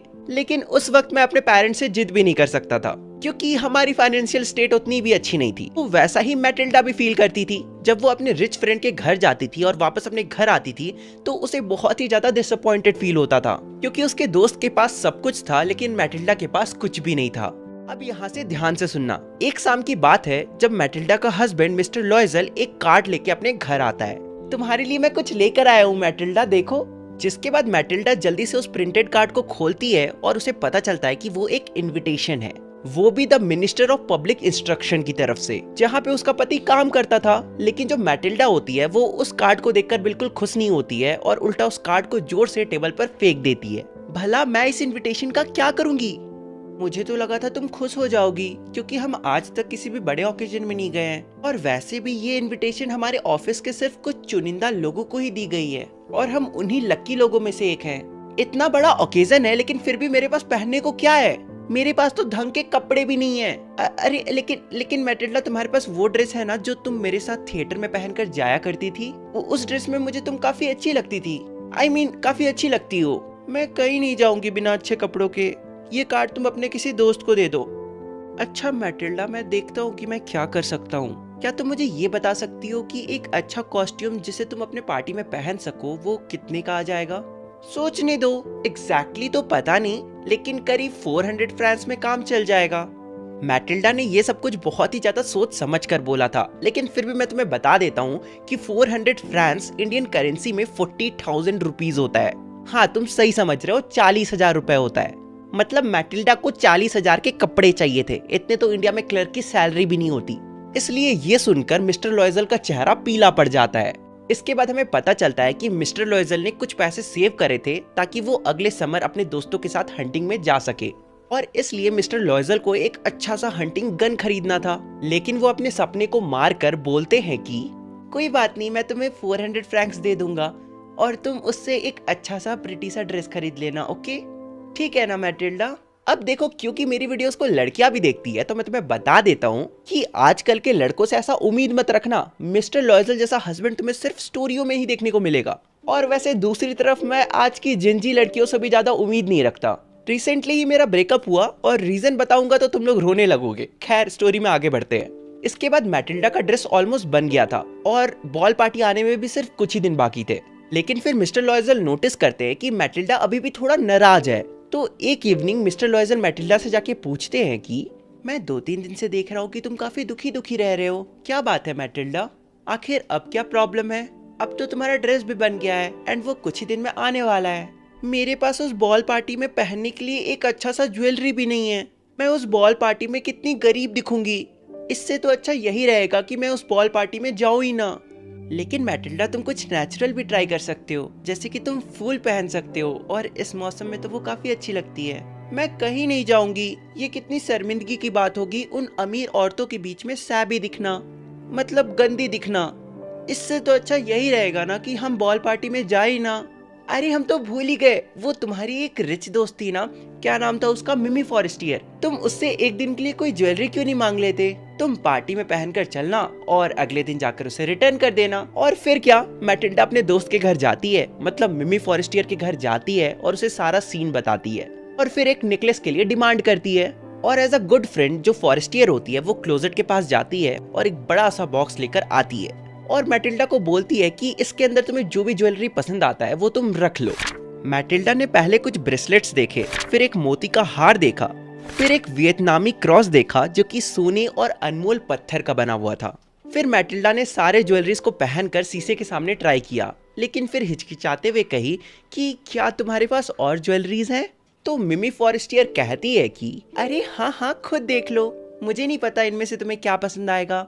तभी मैटिल्डा ब्लैक कलर का सैटिन का डिब्बा देखती है जिसके अंदर एक बहुत ही खूबसूरत सा डायमंड नेकलेस था। और जब मैटिल्डा उस डायमंड नेकलेस को बाहर निकाल रही थी तब उसके हाथ कांप रहे थे। और फिर जैसे ही उसने अपने गले में रखकर उस नेकलेस को देखा तो वो बहुत ही ज्यादा खुश हो गई। फिर धीरे से मैटिल्डा मिमी फॉरेस्टियर से पूछती है कि क्या तुम मुझे ये उधार दे सकती हो? तो मिमी फॉरेस्टियर बोलती है कि अरे हाँ क्यों नहीं, मैं अभी लेकर आती हूँ। इसके बाद आता है बॉल का दिन। उस दिन मैटिल्डा बहुत ही ज्यादा खूबसूरत दिख रही थी और सभी उसे देखकर शॉक्ड थे। वो सबसे सुंदर दिख रही थी और वो सभी को देखकर स्माइल कर रही थी और सबसे अच्छे से पेश आ रही थी, मानो वो कोई अमीर घराने से हो। उस बॉल पार्टी में आए सभी मर्दों ने मैटिल्डा को नोटिस किया और सभी उससे जाकर बात कर रहे थे। उस बॉल पार्टी में आए सभी मर्द उससे मिलना चाहते थे और साथ ही साथ सभी उसकी तारीफ कर रहे थे। और इसी तरह से जो मैटिल्डा होती है वो पूरी रात मजे करती है। और अब सुबह 4 बज जाते हैं, लेकिन मैटिल्डा के जो हस्बैंड थे मिस्टर लॉयजल वो रात 12 बजे ही बोर हो गए थे, इसलिए वो पास के ही एक सैलून में जाकर सो गए थे 3 और मर्दों के साथ जिनकी बीवियां पार्टी में एंजॉय कर रही थी। हालांकि 4 बजते ही मिस्टर लॉयजल मैटिल्डा के पास आ जाते हैं क्योंकि बहुत ही ज्यादा ठंडी हो रखी थी। और भले ही मैटिल्डा ने अच्छे कपड़े पहने हो और अच्छी ज्वेलरीज पहनी हो, लेकिन उसके पास एक भी ढंग का सॉल नहीं था। इसलिए मिस्टर लॉयजल एग्जैक्ट 4 बजे आते हैं और मैटिल्डा को एक पुराना सॉल उड़ा देते हैं। लेकिन मैटिल्डा को ये देखकर बिल्कुल भी अच्छा नहीं लगता है, क्योंकि उसके आसपास की जो औरतें थी ना, उन्होंने लग्जरी फर वाला सॉल ओढ़ के रखा था और मैटिल्डा ने एक पुराना सॉल ओढ़ा हुआ था। इसलिए मैटिल्डा अब उस जगह से जल्दी से निकलना चाहती थी ताकि कोई भी उसे नोटिस ना करे। लेकिन तभी मिस्टर लॉयजल बोलते हैं कि अरे रुको मैटिल्डा, मैं कैब लेकर आता हूँ। लेकिन मैटिल्डा अपने हस्बैंड की बात को नहीं सुनती है और जल्दी से वहां से निकल जाती है। और फिर उन्हें काफी देर तक कोई भी कैरेज नहीं मिलता है और फिर वो लोग कैरेज ढूंढते ढूंढते एक नदी के पास आ जाते हैं। और तुम्हें पता ही होगा नदी के पास ठंड के टाइम में कितनी ज्यादा ठंडी होती है, ऊपर से पेरिस में तो ठंड के टाइम में बर्फ भी गिरती है। और फिर वो लोग दोनों उसी ठंड में काफी देर तक खड़े रहते हैं और एट द एंड उन्हें एक ओल्ड कैरेज मिलता है। वैसी कैरेज यूजुअली पेरिस में रात को चलती है। वो कैरेज उन्हें उनके अपार्टमेंट तक छोड़ता है और वहां से चला जाता है। और उसके बाद वो दोनों अपने अपार्टमेंट में घुसते हैं और फिर मिस्टर लॉयजल को याद आता है कि उन्हें 10 बजे अपने ऑफिस भी निकलना है। और जो मैटिल्डा होती है वो अपना फाइनल लुक देखने के लिए मिरर के पास जाती है। लेकिन जैसे ही वो मिरर के पास जाती है और अपने सॉल को, अपने फोल्ड को हटाती है, तभी वो बहुत जोर से चिल्लाती है। तुम लोग गेस कर ही सकते हो उसके साथ क्या हुआ होगा। उसके गले में नेकलेस था ही नहीं, उसका नेकलेस ऑलरेडी चोरी हो चुका था। इस पॉइंट पे जो मिस्टर लॉयजल होते हैं वो आधे नंगे होते हैं, मतलब हाफ अनड्रेस्ड होते हैं। वो जैसे ही मैटिल्डा की चीख को सुनते हैं वो दौड़कर मैटिल्डा के पास आते हैं और पूछते हैं कि क्या बात है मैटिल्डा, क्या हो गया? मेरे पास अब मिमी फॉरेस्टियर की नेकलेस नहीं है। ये कैसे हो सकता है? ये तो मुमकिन ही नहीं है। इसके बाद दोनों मिलकर नेकलेस को हर जगह ढूंढते हैं, पॉकेट्स में, फोल्ड्स में, हर जगह पर, लेकिन उन्हें वो नेकलेस कहीं पर भी दिखाई नहीं देता है। फिर मिस्टर लॉयजल पूछते हैं कि मैटिल्डा, जब तुम मिनिस्टर के घर से निकली थी क्या तब तुम्हारे पास नेकलेस था? हाँ, मैंने महसूस किया था, तब वो नेकलेस मेरे गले में ही था। अगर नेकलेस चलते वक्त स्ट्रीट में गिरता तो हमें सुनाई देता, लेकिन हमें कुछ भी सुनाई नहीं दिया। इसका ये मतलब है कि वो नेकलेस जरूर कैब में ही छूट गया होगा, जिस कैब से हम घर आए थे। मैटिल्डा, क्या तुमने कैब का नंबर नोट किया था? नहीं, मैं क्यों करूंगी? क्या तुमने चेक किया था? नहीं, मैंने भी नहीं किया था। इसके बाद दोनों जाकर पुलिस कंप्लेंट करते हैं और उसके बाद न्यूज़पेपर में एडवर्टाइजमेंट भी छपवाते हैं। ये लिखवाते हैं कि अगर ये नेकलेस किसी को मिलता है तो प्लीज हमें संपर्क करे, बदले में हम उसे रिवार्ड भी देंगे। इसके बाद उनका वो दिन बहुत ही ज्यादा बेकार जाता है। जो मिस्टर लॉयजल होते हैं वो दिन भर नेकलेस ढूंढने में अपना टाइम वेस्ट कर देते हैं, लेकिन उन्हें वो नेकलेस नहीं मिलता है। अच्छा सुनो मैटिल्डा, तुम अपनी दोस्त को एक नोट लिखो और उस नोट में ये लिखना कि तुमने नेकलेस का हुक तोड़ दिया है और इसलिए तुम्हें कुछ वक्त चाहिए ताकि तुम उस नेकलेस के हुक को बनाकर उसे रिटर्न कर सको। इसके बाद मैटिल्डा वैसा ही लिखती है जैसा लॉयजल बोलते हैं। फिर करीब एक वीक बीत जाता है और तब भी उन्हें नेकलेस नहीं मिलता है और अब उनकी होप पूरी तरह से टूट चुकी थी कि उन्हें नेकलेस वापस मिलेगा। फिर एक दिन वो लोग ज्वेलरी शॉप में बिल्कुल उसी तरह की एक नेकलेस को देखते हैं। फिर जब वो उस नेकलेस का प्राइस पता करते हैं तो वो था 40,000 फ्रैंक्स। इसके बाद वो जो शॉपकीपर होता है वो थोड़ा बहुत डिस्काउंट लगाता है और उस डायमंड का फाइनल प्राइस बताता है जो कि था 36,000 फ्रैंक्स, और जिन्हें नहीं पता वो करीब इंडियन रुपीस में 36 लाख रुपीस होता है। अब देखो मैटिल्डा और उसके हस्बैंड के पास और कोई ऑप्शन बचा नहीं था, इसलिए वो उस डायमंड नेकलेस को खरीद लेते हैं। लेकिन उनके पास इतने पैसे तो थे नहीं। मिस्टर लॉयजल के पास 18,000 फ्रैंक्स था जो उसके पिताजी ने उसके लिए छोड़ रखा था, और फिर बाकी के 18,000 फ्रैंक्स का मिस्टर लॉयजल उधार ले लेते हैं क्योंकि डायमंड नेकलेस टोटल 36,000 फ्रैंक्स की थी ना। इसके बाद क्या, मैटिल्डा न्यू डायमंड नेकलेस लेके जाती है और अपने दोस्त को जाकर दे देती है। तो उस वक्त जो फॉरेस्टियर होती है, मैटिल्डा की जो दोस्त होती है, वो बहुत ही धीमी आवाज में कहती है, मैटिल्डा तुम्हें मुझे ये नेकलेस पहले लौटाना चाहिए था, मुझे इसकी जरूरत पड़ सकती थी ना। इसके बाद ऐसा कुछ खास नहीं होता है। मिमी फॉरेस्टियर उस नेकलेस बॉक्स को लेती है और अपने पास रख लेती है।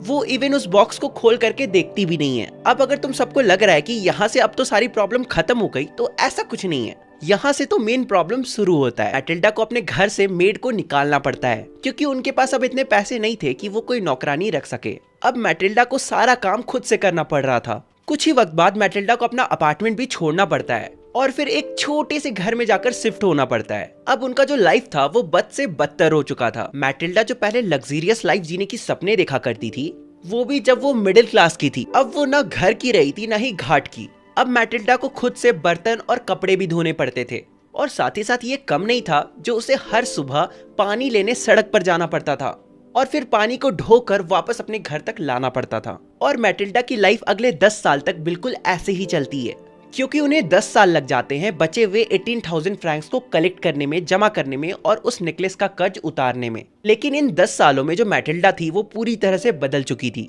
मैटिल्डा ना तो पहले की तरह सुंदर थी और ना ही पहले की तरह विनम्र थी। अब वो बहुत ही ज्यादा रफ औरत बन चुकी थी क्योंकि अब वो सबसे बहुत ही ज्यादा रफ आवाज में बातें करती थी। मैटिल्डा के अब बाल भी सवरे नहीं रहते थे और उसके जो हाथ थे वो पूरे के पूरे लाल हो चुके थे। कभी कभी जब मैटिल्डा का हस्बैंड मिस्टर लॉयजल ऑफिस में होता था, तब मैटिल्डा खिड़की के पास बैठकर उस दिन के बारे में सोचती थी जिस दिन वो बहुत ही ज्यादा सुंदर दिख रही थी। बेसिकली वो उस बॉल पार्टी के बारे में सोचती थी जब सभी लोग बस उसे ही नोटिस कर रहे थे, सब उससे मिलना चाहते थे।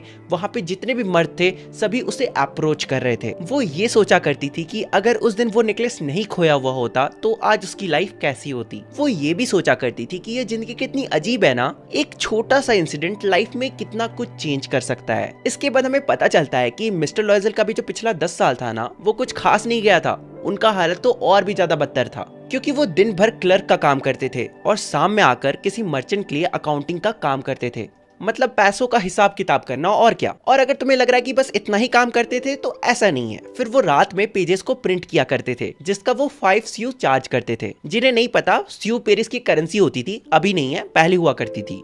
तो यहाँ पे तुम सबको ये समझ में आ गया होगा कि पिछला 10 साल मिस्टर लॉयजल और मैटिल्डा के लिए कितना ज्यादा हार्श था। एक छोटे से इंसिडेंट ने उनका पूरा जिंदगी बदल कर रख दिया था। मैटिल्डा को एक छोटे से घर में रहकर घर का सारा काम करना पड़ता था, पूरा घर अकेले संभालना पड़ता था, और मिस्टर लॉयजल को दिन रात काम करना पड़ता था ताकि वो कर्ज चुका सके। और इन 10 सालों में सब कुछ बदल चुका था। अब देखो, अब जो इंसिडेंट होता है ना, इसे ध्यान से सुनना, तुम्हें बहुत मजा आएगा। एक संडे मैटिल्डा वॉक पे जाती है चैम्प्स एलिस नाम की जगह पर। तभी वहां पर उसे मिमी फॉरेस्टियर दिखाई देती है। 10 साल बाद भी जो मिमी फॉरेस्टियर थी वो बहुत ही ज्यादा खूबसूरत दिख रही थी, बहुत ही ज्यादा ब्यूटीफुल दिख रही थी और बहुत ही ज्यादा यंग दिख रही थी, और साथ ही साथ बहुत ज्यादा अट्रैक्टिव भी थी। मैटिल्डा सोचती है कि अब तो उसने डायमंड का कर्ज दे दिया है तो अब तो वो उससे फेस टू फेस जाकर बात कर ही सकती है। इसलिए वो हिम्मत इकट्ठा करती है और मिमी फॉरेस्टियर के पास जाकर बोलती है कि गुड मॉर्निंग जिनी, मुझे लगता है आपको कोई गलतफहमी हुई है, मैं आपको नहीं जानती हूँ। अरे नहीं नहीं, मुझसे कोई भूल नहीं हुआ है, मैं मैटिल्डा हूँ, तुम मुझे जानती हो। ओह माय पुअर मैटिल्डा, तुम इतनी कैसे बदल गई? सच कहूँ तो ये सब कुछ तुम्हारी वजह से हुआ है। याद है तुमने 10 साल पहले मुझे डायमंड नेकलेस दिया था और मैंने उस नेकलेस को खो दिया था और फिर हमें 10 साल लग गए उस डायमंड नेकलेस का कर्ज चुकाने में। मैटिल्डा, भला मेरी वजह से तुम्हारी ये हालत कैसे हो सकती है? और रही नेकलेस की बात, वो तो तुमने मुझे रिटर्न कर दिया था ना? नहीं, तुम्हारे पास जो डायमंड नेकलेस है वो बिल्कुल वैसा ही डायमंड नेकलेस है जैसा तुमने मुझे दिया था। मुझे ज्वेलरी शॉप से तुम्हें नया डायमंड नेकलेस खरीद कर देना पड़ा था, जिसकी वजह से पिछले 10 साल से हम कर्ज में थे और उसी वजह से मेरी ऐसी हालत हो चुकी है। ओह माय पुअर मैटिल्डा, मैंने जो तुम्हें नेकलेस दिया था ना वो असली नहीं थे, वो नकली डायमंड नेकलेस था और उस नेकलेस का प्राइस तो 500 फ्रैंक्स भी नहीं होगा। पे ये जो स्टोरी होता है ना वो एंड हो जाता है। मुझे पता है तुम सबके मन में क्या कंफ्यूजन होगा, यही ना कि मिमी फॉरेस्टियर ने उस डायमंड नेकलेस वापस दिया या फिर नहीं दिया। वैसे ये चीज तो इस स्टोरी में नहीं बताया गया है, लेकिन मोस्ट प्रोबेबली दे ही दिया होगा। हालांकि ये जानना तुम्हारे लिए इम्पोर्टेंट भी नहीं है। ये स्टोरी हमें बस यही बताना चाहता है कि हमें उन सब चीजों से खुश रहना चाहिए जो कि हमारे पास अभी प्रेजेंट में है, और जो चीज हमारे पास नहीं है हमें उसके बारे में ज्यादा सोचना भी नहीं चाहिए। और अगर तुम नॉर्मली सोच भी रहे हो तो भी कोई प्रॉब्लम नहीं है, लेकिन उस चीज की वजह से तुम्हारा प्रेजेंट का मूड खराब नहीं होना चाहिए। अगर एक सिंगल लाइन में इस पूरे चैप्टर का मोरल बताऊं तो इस चैप्टर का मोरल यही है कि हमारे पास जो भी चीज है ना हमें उससे सेटिस्फाइड रहना चाहिए।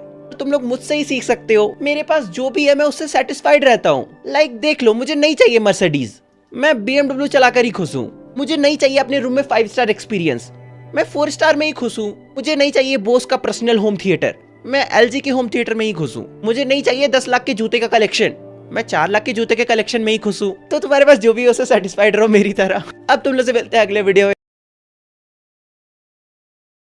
Hello everyone, welcome back to education भैया। आज के वीडियो में हम लोग पढ़ने वाले हैं भोली चैप्टर को। लेकिन इस चैप्टर का एक्सप्लेनेशन को स्टार्ट करने से पहले अगर तुम इस चैनल में नए हो और अगर तुम्हें ये एक्सप्लेनेशन पसंद आता है तो वीडियो को लाइक करना और चैनल को सब्सक्राइब भी करना, क्योंकि सिर्फ 10th नहीं बल्कि 11th और 12th में भी मैं तुम्हारी मदद करूंगा ऐसे ही चैप्टर को एक्सप्लेन कर। और वीडियो को लाइक कर नीचे कमेंट भी छोड़ देना अगर तुम चाहो तो, ऐसे अच्छा लगता है। हाँ, बस who is watching one day before examination वाले कमेंट को छोड़कर, क्योंकि मैक्सिमम बच्चे एग्जाम से एक दिन पहले ही लिखते हैं। इस कमेंट को लिखकर तुम्हें क्या प्राप्ति हो जाती है मुझे समझ नहीं आता, और इन कमेंट्स में लाइक आती क्यों है? मतलब ऑडियंस को एक ही चीज बार बार फनी और रिलेटेबल कैसे लग सकता है, मुझे ये भी समझ नहीं आता। बाकी तुम्हारी मर्जी। चलो अब चैप्टर का एक्सप्लेनेशन स्टार्ट करते हैं। तो ये कहानी एक लड़की के बारे में है जिसका नाम था सुलेखा, लेकिन लोग बचपन से उसे भोली नाम से जाना करते थे। सुलेखा जो थी ना वो रामलाल की चौथी बेटी थी, और जब वो बस 10 महीना की थी तब वो कॉट से गिर गई थी, मतलब खटिया से, बेड से गिर गई थी, जिसके कारण सुलेखा का ब्रेन का कुछ पार्ट डैमेज हो जाता है और वो हमेशा से एक बैकवर्ड चाइल्ड रह जाती है। तो इसलिए जो लोग हैं वो सुलेखा को भोली नाम से बुलाने लगते हैं। इसके बाद हमें एक और इंसिडेंट बताया जाता है। जब सुलेखा जन्म ली तब वो काफी फेयर थी, मतलब काफी साफ रंगी थी, मतलब कि काफी ज्यादा प्रिटी दिखा करती थी। लेकिन जब सुलेखा 2 साल की हुई तब उसके आंख वाले रीजन को छोड़कर पूरे बॉडी में ब्लैक पॉक मार्क्स आ गए, और जो पॉक मार्क्स होते हैं ना वो परमानेंट होते हैं, उसे हटाया नहीं जा सकता। तो ये सारे जो इंसिडेंट्स थे ना जो सुलेखा के साथ बचपन में हुए थे, इसे याद रखना, एग्जाम में आते हैं। इसके बाद हमें पता चलता है कि रामलाल के टोटल 7 बच्चे थे,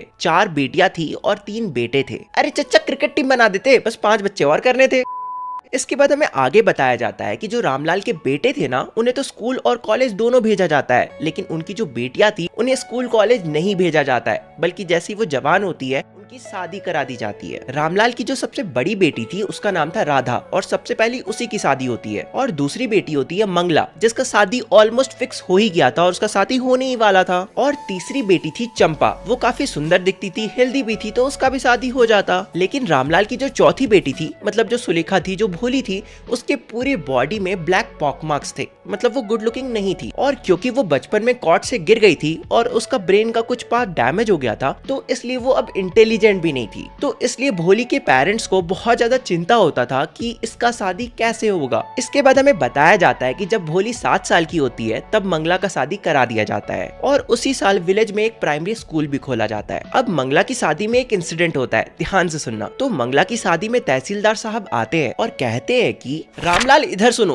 तुम अपनी सबसे छोटी बेटी को स्कूल भेजो, हमारे विलेज में नया नया स्कूल खुला है और तुम एक रेवेन्यू ऑफिशियल हो, मतलब तुम एक गवर्नमेंट के रिप्रेजेंटेटिव हो, और अगर तुम अपनी बेटी को स्कूल भेजोगे तो तुम एक अच्छा एग्जाम्पल सेट करोगे, और तुम्हें देखा देखी जो विलेज के दूसरे लोग हैं वो भी अपने बच्चियों को स्कूल भेजेंगे। इसलिए मैं चाहता हूँ कि तुम अपनी सबसे छोटी बेटी को स्कूल भेजोगे। तुम मेरी बात को समझ रहे हो ना रामलाल? अब उस रात भोली के घर में तांडव होता है। भोली की जो मम्मी होती है वो रोते रोते कह रही होती है कि मैं हूँ भोली की मम्मी, अगर लड़कियां स्कूल जाने लगी तो इनसे शादी कौन करेगा? लेकिन रामलाल की इतनी औकात नहीं थी कि वो तहसीलदार की बात को टाल सके। ठीक है, अगर तुम इसे स्कूल भेज रहे हो तो इसे बिल्कुल इसी रूप में स्कूल भेजना। ये जो इसका अगली फेस है, ये जो इसका लैक ऑफ सेंस है, बिल्कुल इसी रूप में। हो सकता है ये देखकर इसकी जो टीचर है वो इसे वापस घर भेज दे। और फिर अगले ही दिन रामलाल भोली का हाथ पकड़ के कहते हैं कि हेलो, मैं हूँ रामलाल।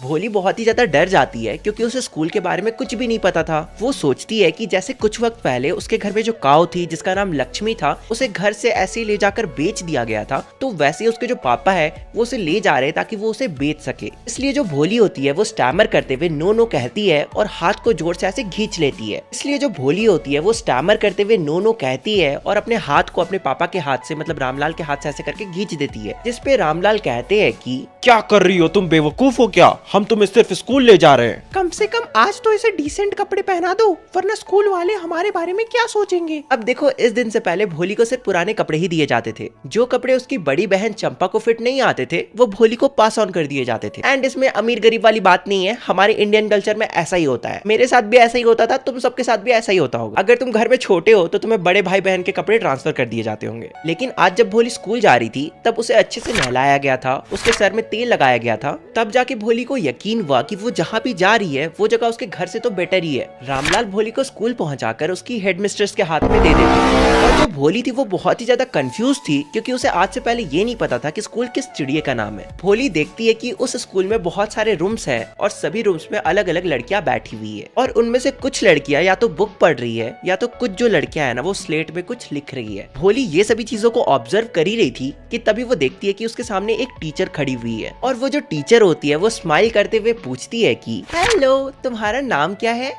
मेरा नाम भो। इतने में ही जो भोली होती है वो रोने लगती है और भागकर अपने कॉर्नर वाले सीट में जाकर बैठ जाती है और ऐसे मुंडी झुकाकर नीचे देखने लगती है। और इसके बाद बेल बजता है, मतलब कि छुट्टी हो जाती है और उस क्लासरूम में जितनी भी लड़कियां थी ना सब भागकर बाहर चली जाती है। लेकिन सिर्फ जो भोली थी वो वहां से नहीं उठती है और बिल्कुल वहीं पर बैठी रहती है। लेकिन फिर तभी भोली को एक बहुत ही सॉफ्ट सा, स्मूथिंग सा, प्यार से भरा आवाज आता है, भोली प्लीज तुम उठ जाओ, ये कोई कमांड नहीं है पर ये एक फ्रेंडली सजेशन है। प्लीज तुम उठ जाओ क्योंकि बेल अब बज चुका है और मुझे ये बताओ कि तुम्हारा नाम क्या है। इसके बाद भोली को थोड़ा भरोसा आता है कि अगर वो अपना नाम अच्छे से नहीं भी बोल पाई तो भी उसकी टीचर जो है ना वो उसके ऊपर नहीं हंसेगी। इसलिए भोली बोलती है कि भ भ भ। बहुत अच्छा कर रहे हो तुम, चलो पूरा नाम बोलो, भ भ भ भोली। इसके बाद भोली को अचीवमेंट जैसा फील होता है। वेल डन भोली। वैसे मैं तुम्हें एक बात बताऊं, अगर तुम अपने अंदर से फियर को हटा दोगे, डर को हटा दोगे, तो तुम बिल्कुल ऐसे बोल पाओगे जैसे नॉर्मली लोग बोलते हैं। इसके बाद जो भोली होती है वो टीचर की तरफ देखने लगती है और बिल्कुल ऐसा लग रहा था ना कि जैसे वो कहना चाहती हो, रियली? यस, तुम रोज स्कूल आना, आओगी ना भोली? यस। अच्छा, अब ये बुक लो, ये बुक तुम्हारे लिए है। इसमें बहुत सारे कलरफुल पिक्चर्स हैं, डॉग के, कैट के, गोट के, हॉर्स के, पैरोट के, टाइगर के, काऊ के और भी बहुत सारे एनिमल्स के। और सभी एनिमल्स एंड बर्ड्स के नेम बड़े बड़े ब्लैक टेक्स्ट में नीचे लिखे हुए हैं। अगर तुम इस बुक को 1 मंथ के अंदर पढ़ के खत्म कर देते हो तो मैं तुम्हें इससे भी बड़ा बुक दूंगी और फिर इसके बाद कोई भी तुम पर नहीं हंसेगा। सभी तुम्हारी बातों को ध्यान से, रिस्पेक्ट के साथ सुनेंगे और फिर जब तुम बोलोगे ना तब तुम बिल्कुल भी स्टैमर नहीं करोगे, तुम एकदम क्लियरली, प्रॉपरली बोल पाओगे। समझ गए ना भोली? अब चलो घर जाओ और कल स्कूल जल्दी आना, ठीक है? इसके बाद भोली के सराउंडिंग में एकदम फिल्मी सा सीन होता है। भोली के लिए विलेज का बेल बजने लगता है, एकदम प्लीजेंट सा माहौल बन जाता है। भोली को स्कूल के गेट के पास जो ट्रीज थे उनमें रेड फ्लावर्स दिखने लगते हैं। इसके बाद जो भोली का हार्ट होता है वो न्यू लाइफ, न्यू होप के लिए धड़कने लगता है। बेसिकली ये दिन भोली के लिए अब तक का बेस्ट दिन था और इस दिन के बाद भोली के लिए सब कुछ बदल जाता है। इसके बाद से भोली रोज स्कूल जाने लगी और ऐसे ही साल पे साल बीतते गए। विलेज अब टाउन बन गया था, प्राइमरी स्कूल अब हाई स्कूल बन गया था, सिनेमा हॉल और कॉटन मिल खुल चुके थे और साथ ही साथ एक बहुत ही अच्छा सा रेलवे स्टेशन भी बन गया था जहाँ पे ट्रेन आकर रुकती थी। भोली के लिए बिसाम्बरनाथ का प्रपोजल आया है, क्या मुझे एक्सेप्ट करना चाहिए? अरे ऑब्वियसली, अगर बिसाम्बरनाथ से भोली की शादी हो जाती है तो भोली बहुत ही लकी इंसान होगी क्योंकि बिसाम्बरनाथ का खुद का बड़ा सा दुकान है, घर है और बहुत सारा थाउजेंड्स ऑफ रुपीस उसके बैंक में पड़े हुए हैं। ऊपर से बिसाम्बरनाथ दहेज भी तो नहीं मांग रहा है। हाँ तुम सही कह रही हो, लेकिन बिसाम्बरनाथ करीब करीब मेरी उम्र का है, क्या हमें भोली की शादी इतने एजेड मैन से करानी चाहिए? ऊपर से बिसाम्बर नाथ की पहली पत्नी से जो उसके बच्चे हैं वो ऑलरेडी काफी बड़े हो चुके हैं। हाँ तो क्या हो गया, मुश्किल से 45-50 साल का होगा, इतना एज लड़कों के लिए मैटर नहीं करता है। और वैसे भी हम लकी है कि ये लड़का दूसरे विलेज का है। इसे नहीं पता कि भोली के पूरे बॉडी में पॉप मार्क्स हैं और इसे ये भी नहीं पता कि भोली में लैक ऑफ सेंस भी है। और अगर आज हमने ये प्रपोजल एक्सेप्ट नहीं करा तो भोली हमेशा के लिए अनमैरिड ही रह जाएगी। लेकिन भोली क्या कहेगी? क्या फर्क पड़ता है, वैसे भी वो एक डम काऊ की तरह है। हाँ शायद तुम सही कह रही हो। भोली ये सारी बातों को ध्यान से कोर्ट में बैठकर सुन रही थी। और अब आता है मैरिज का दिन। जो बिसाम्बर नाथ होता है वो अपने सारे फ्रेंड्स के साथ, रिलेटिव्स के साथ, एकदम ढोल बाजा बारात के साथ घोड़ी पर बैठ के आता है। रामलाल ये सब देखकर बहुत ज्यादा खुश थे क्योंकि उन्होंने कभी इमेजिन भी नहीं किया था कि भोली की शादी इस तरह से होगी। लेकिन भोली की बड़ी बहनों को बहुत ज्यादा जलन हो रही थी क्योंकि वो लोग चाहते थे कि उनकी भी शादी ऐसे ही होती। फिर वहाँ पे जो पंडित होते हैं वो बोलते हैं कि अब भोली को लेकर आइए क्योंकि शादी का वक्त हो चुका है। इसके बाद भोली रेड सिल्क साड़ी पहनकर आती है और उसका फेस जो था ना वो ढका हुआ था, मतलब उसने घूंघट डाला हुआ था। और फिर वो सीक्रेट फायर के बगल में बैठ जाती है। सीक्रेट फायर समझते हो ना, जिसके चारों तरफ 7 फेरे लेते हैं, तो उसी को सीक्रेट फायर बोलते हैं। इसके बाद जो बिसाम्बर नाथ का दोस्त होता है वो बोलता है कि चलो यार अब जल्दी से माला डाल दो। तो जो बिसाम्बर नाथ होता है वो येलो मैरीगोल्ड कलर का जो फ्लावर का माला होता है वो ऐसे उठाता है और डालने ही वाला होता है कि अचानक से एक वोमेन भोली का घूंघट पीछे से खींच देती है और इतने में भोली का फेस दिख जाता है। इसके बाद भोली जल्दी से अपने घूंघट को वापस डाल लेती है। लेकिन इतने में ही बिसाम्बर नाथ अपने दोस्त से कहता है, अरे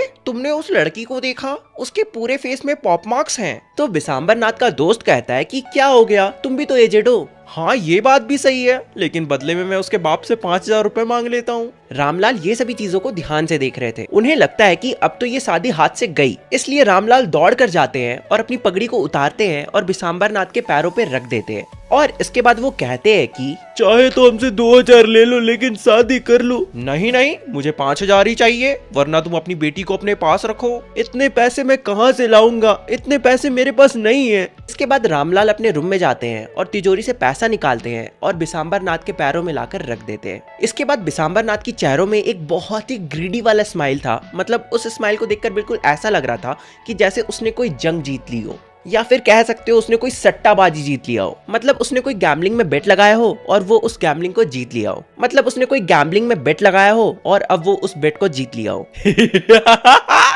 अब मुझे माला ला कर दो, जल्दी से मुझे माला डालना है। इसके बाद भोली खुद से अपने फेस से घूंघट हटाती है और बिसाम्बर नाथ से आंख मिलाकर कहती है, और वो भी एकदम क्लियर आवाज में। ऐसा लग रहा था कि वो कभी स्टैमर करती ही नहीं थी। ये सब देखकर भोली के father, mother, friends, relative, sisters, neighbours सभी के सभी बहुत ज्यादा शॉक्ड हो जाते हैं। भोली कहती है कि पिताजी रुकिए, अपने पैसे वापस ले लीजिए, मैं इस आदमी से शादी नहीं करूंगी। ये देखकर वहां पर आए सभी लोग बात करने लगते हैं और कहते हैं कि देखो ये कितनी अगली और सेमलेस लड़की है। भोली क्या तुम पागल हो गई हो? क्या तुम हमारी फैमिली को जलील करना चाहती हो, डिसग्रेस करना चाहती हो? ये सब तुम क्या बोल रही हो? कम से कम हमारी इज्जत तो रख लो। आप लोगों की इज्जत रखने के लिए ही मैं इस बुढ़े आदमी से शादी कर रही थी। मैं एक बुढ़े आदमी से शादी कर सकती हूँ लेकिन एक ग्रीडी इंसान से कभी नहीं कर सकती। I won't, I won't, I won't. तभी वहाँ पर एक आंटी होती है जो बोलती है कि देखो ये कितनी सेमलेस लड़की है। हमें लगता था कि ये एक हार्मलेस डम काऊ की तरह सीधी है, लेकिन ये तो मतलब बेसिकली आग में घी डालने वाली आंटी लोग जो नहीं होती है, उसी में से एक ये औरत थी। लेकिन भोली को गुस्सा आ जाता है और वो आंटी को कहती है कि हाँ आंटी आप लोग सही कह रहे हो, आप लोगों को लगा कि मैं एक डम काऊ हूँ, इसलिए तो आप सभी लोग मिलकर मुझे एक ग्रीडी हार्टलेस क्रिएचर के साथ शादी करवा रहे थे। और आज वही डम काऊ बोलने लग रही है जो कि कभी स्टैमर किया करती थी। तो आप लोग शॉक्ड हो गए हो क्या आंटी? आप और सुनना चाहोगी? इसके बाद बिसाम्बर नाथ और उसके साथ आए सभी लोग वहाँ से जल्दी जल्दी जाने लगते हैं। लेकिन जो बैंड्समैन होते हैं, मतलब जो ढोल बाजे बजाने वाले लोग होते हैं ना, वो लोग कंफ्यूज हो जाते हैं। उनको लगता है कि शादी अब खत्म हो गई है, इसलिए वो लोग एकदम ओपनिंग सेरेमनी वाला जो सॉन्ग होता है ना वो बजाने लगते हैं। मतलब बेसिकली वो लोग ढोल बाजा बजाने लगते हैं। और फिर इसके कुछ ही देर बाद वहाँ से सभी लोग चले जाते हैं। भोली ये तुमने क्या किया? अब तुम्हारा क्या होगा? अब तुमसे शादी कौन करेगा? पिताजी आप बिल्कुल भी परेशान मत होइए, जब आप बूढ़े हो जाएंगे तब मैं आपकी सेवा करूंगी, आपको सर्व करूंगी। और मम्मी मैं आपकी भी सेवा करूंगी, और तब तक मैं उसी स्कूल में पढ़ाऊंगी जिस स्कूल में मैं खुद पढ़ा करती थी। मैं सही कह रही हूँ ना मैम? इसके बाद भोली की वो टीचर जिसने उसे न्यू होप दिया था, न्यू लाइफ दिया था, वो वहीं उस शादी में आई भी रहती है और वो स्टार्टिंग से लेके लास्ट तक सब कुछ देख रही होती है। इसके बाद वो टीचर एकदम इमोशनल होकर कहती है कि ऑफ कोर्स भोली। इसके बाद टीचर के आंखों में स्माइल था। हाँ, तुम सही सुन रहे हो, टीचर की आंखों में स्माइल था, एक सेटिस्फैक्शन था। और इस फीलिंग को सभी नहीं समझ सकते हैं, इस फीलिंग को वही समझ सकते हैं जिसने अपना मास्टरपीस कंप्लीट कर लिया हो। और जो भोली थी ना, वो उस टीचर के लिए मास्टरपीस थी जो उसने कंप्लीट करा था। उसने सिर्फ भोली को न्यू होप और न्यू लाइफ ही नहीं दिया, बल्कि भोली को एकदम कंप्लीटली डिफरेंट पर्सन बना दिया। मतलब भोली की टीचर ने सचमुच कुछ अजूबा कर दिया था। भोली की पूरी लाइफ ही बदल दी थी। एक डम लड़की जो बचपन में कॉर्ड से गिर गई थी और उसके सर में चोट लग गया था और वो दूसरे बच्चों से बैकवर्ड रह गई थी, वो लड़की पूरी तरह से बदल चुकी थी। और इस तरह से ये जो तुम्हारा चैप्टर है वो खत्म होता है। Hello everyone, welcome back to education भैया। आज के वीडियो में हम लोग पढ़ने वाले हैं the book that saved the earth chapter को। वैसे अगर मैं शॉर्ट में बताऊं कि इस पूरे स्टोरी में होता क्या है, तो एक नर्सरी राइम की बुक है जो हमारे अर्थ को एलियन अटैक से बचाती है। सुनने में काफी फैसिनेटिंग स्टोरी लग रहा है ना? हाँ, ये स्टोरी काफी इंटरेस्टिंग है। इस स्टोरी में तुम्हें टाइम ट्रैवल, एलियन सब कुछ देखने को मिल जाएगा। लेकिन इससे पहले कि हम इस चैप्टर को आगे पढ़ना स्टार्ट करें, तुम लोग मेरे सेकंड चैनल को भी जाके सब्सक्राइब कर सकते हो अगर तुम्हें बोर्ड के बाद कुछ इंटरेस्टिंग देखना है तो। और साथ ही साथ तुम लोग मेरे इंस्टाग्राम को भी फॉलो कर सकते हो, जिसका लिंक तुम्हें डिस्क्रिप्शन में भी देखने को मिल जाएगा। तो सबसे पहले इस चैप्टर के मेन कैरेक्टर्स को देख लेते हैं, उसके बाद हम डायरेक्टली स्टोरी को स्टार्ट करेंगे। हाय, मैं हूँ थिंक टैंक। मेरा हेड सारे मार्शियन में सबसे ज्यादा बड़ा है, इसलिए मुझे लगता है कि मैं सारे मार्शियन में सबसे ज्यादा इंटेलिजेंट हूँ और साथ ही साथ मैं सारे मार्शियन का कमांडर इन चीफ हूँ। हाय, मैं हूँ नूडल, थिंक टैंक का असिस्टेंट एंड रियलिटी में सबसे ज्यादा दिमाग सारे एलियंस में मेरे पास ही है। हेलो, मैं हूँ कैप्टन ओमेगा एंड मैं जो एलियन टीम अर्थ पे जाएगी उसे लीड करूंगी। हेलो दोस्तों, मैं हूँ सर्जेंट ओप। हाय, मैं हूँ लेफ्टिनेंट आयोटा।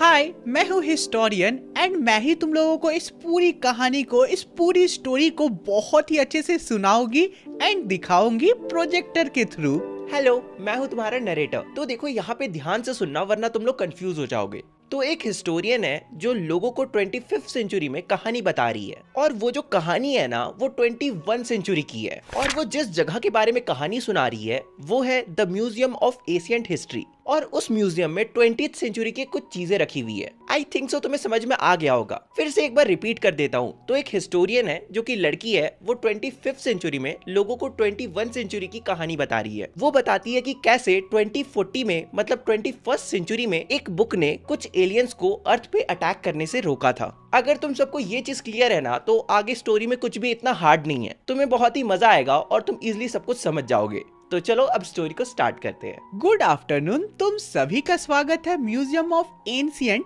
हिस्ट्री में। यहाँ पे तुम लोगों को 20th सेंचुरी की बहुत सारे पुराने बुक्स मिलेंगे। और क्या तुम लोगों को पता है कि 20th सेंचुरी को एरा ऑफ बुक के नाम से भी जाना जाता है, क्योंकि इस सेंचुरी में बहुत ही अच्छे बुक्स इंट्रोड्यूस किए गए।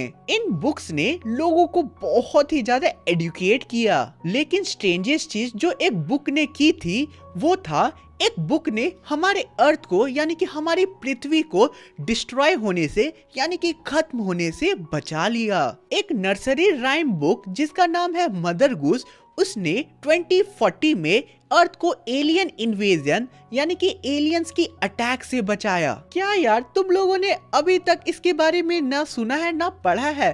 पता नहीं आजकल के बच्चों को क्या पढ़ाया जाता है। ये बुक ना ही कोई इंसाइक्लोपीडिया था, ना ही कोई सीक्रेट मिसाइल्स का था, और ना ही कोई आउटर स्पेस की सीक्रेट फाइल थी। चलो छोड़ो ये बात, एंड मैं तुम लोगों को सीधे जो कहानी है, जो स्टोरी है, उसे हिस्ट्री स्कोप के थ्रू बहुत ही अच्छे से दिखा देती हूँ कि कैसे 2040 में जो अर्थ है वो एलियन इन्वेजन से बचती है एक बुक की वजह से।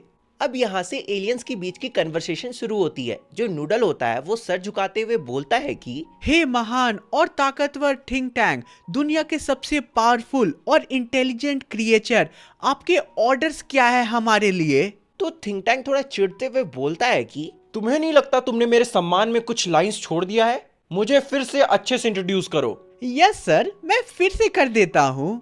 ओ great and mighty think tank, ruler of Mars and ruler of 2 moons, सबसे ताकतवर, सबसे इंटेलिजेंट क्रिएचर इस पूरे यूनिवर्स के, आपके ऑर्डर्स क्या है? ये ठीक था नूडल। अब मैं चाहता हूँ तुम जल्दी से एक कम्युनिकेशन सेट करो उस स्पेस प्रोब से जो कि उस बेकार से प्लेनेट पर जा रहा है, और वो प्लेनेट जल्दी ही हमारे लीडरशिप के अंदर होगा और वो प्लेनेट पे हम कब्जा कर चुके होंगे। वैसे उस प्लेनेट का नाम क्या था? उस प्लेनेट को अर्थ कहते हैं सर। तुम ही देखो नूडल, कितना बेकार सा प्लेनेट है वो। खैर वो छोड़ो, जल्दी से मुझे शीशा ला कर दो, मुझे शीशा से बात करनी है। अब जो थिंक टैंक होता है वो अपने हाथों में मिरर पकड़कर पूछता है कि मिरर मिरर मुझे ये बताओ कि इस धरती में सबसे इंटेलिजेंट क्रिएचर कौन है। तो जो मिरर होता है वो थोड़ा पॉज लेता है, मतलब थोड़ा रुकता है और बोलता है आप हो सर। यू बुलशिट मिरर, अगली बार से मुझे जल्दी जवाब चाहिए। मुझे ऐसा मिरर बिल्कुल भी पसंद नहीं जो स्लो रिप्लाई करता हो। वैसे हम मार्शियन कितने हैंडसम होते हैं ना, कितने अट्रैक्टिव होते हैं। और उन अर्थ में रहने वाले लोगों को देखो, उनका छोटा छोटा सा सर होता है और कितने अगली दिखते हैं वो। इसलिए मैं तुम्हें भी बोलता हूँ नूडल, अपना सर बिल्कुल मेरी तरह चलाते रहा करो। इस तरह से तुम्हारा सर भी मेरी तरह बड़ा हो जाएगा, बिल्कुल बैलून की तरह फूल जाएगा। मुझे उम्मीद है कि ऐसा ही कुछ होगा great and mighty think tank. Noodle अब जल्दी से स्पेस प्रोब से कांटेक्ट करो, मुझे अपने लंच से पहले अर्थ पे अटैक करना है। हाँ सर, मैं तुरंत करता हूँ। स्टोरी में आगे बढ़ने से पहले मुझे पता है कि तुम लोगों के जो एग्जाम्स है वो धीरे धीरे बहुत ज्यादा पास आ रहे हैं, इसलिए मैं तुम लोगों के लिए लेके आया हूँ ओसवाल के LMP बुक्स, जिसका फुल फॉर्म होता है लास्ट मिनट प्रिपरेशन बुक्स। इसमें तुम्हें topic wise and chapter wise revision notes देखने को मिलेंगे, जिसमें क्रूशियल टॉपिक इंक्लूडेड होंगे जो तुम्हारे लास्ट मिनट प्रिपरेशन के लिए काफी ज्यादा बेनिफिशियल होंगे। एंड ट्रस्ट मी, ये लास्ट मिनट रिवीजन के लिए बेस्ट होंगे।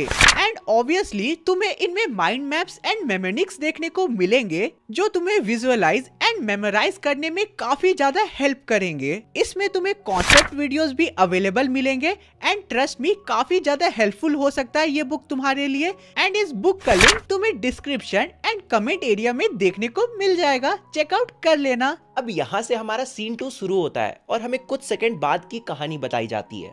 इस सीन में 2 जगह पर कहानी चल रही है। एक जगह है तुम्हारा मार्स स्पेस कंट्रोल, जहाँ पर थिंक टैंक और नूडल है, और दूसरा जगह है सेंट्रीव्हील पब्लिक लाइब्रेरी, जहाँ पर तुम्हारे कैप्टन ओमेगा, लेफ्टिनेंट आयोटा और सर्जेंट उप है।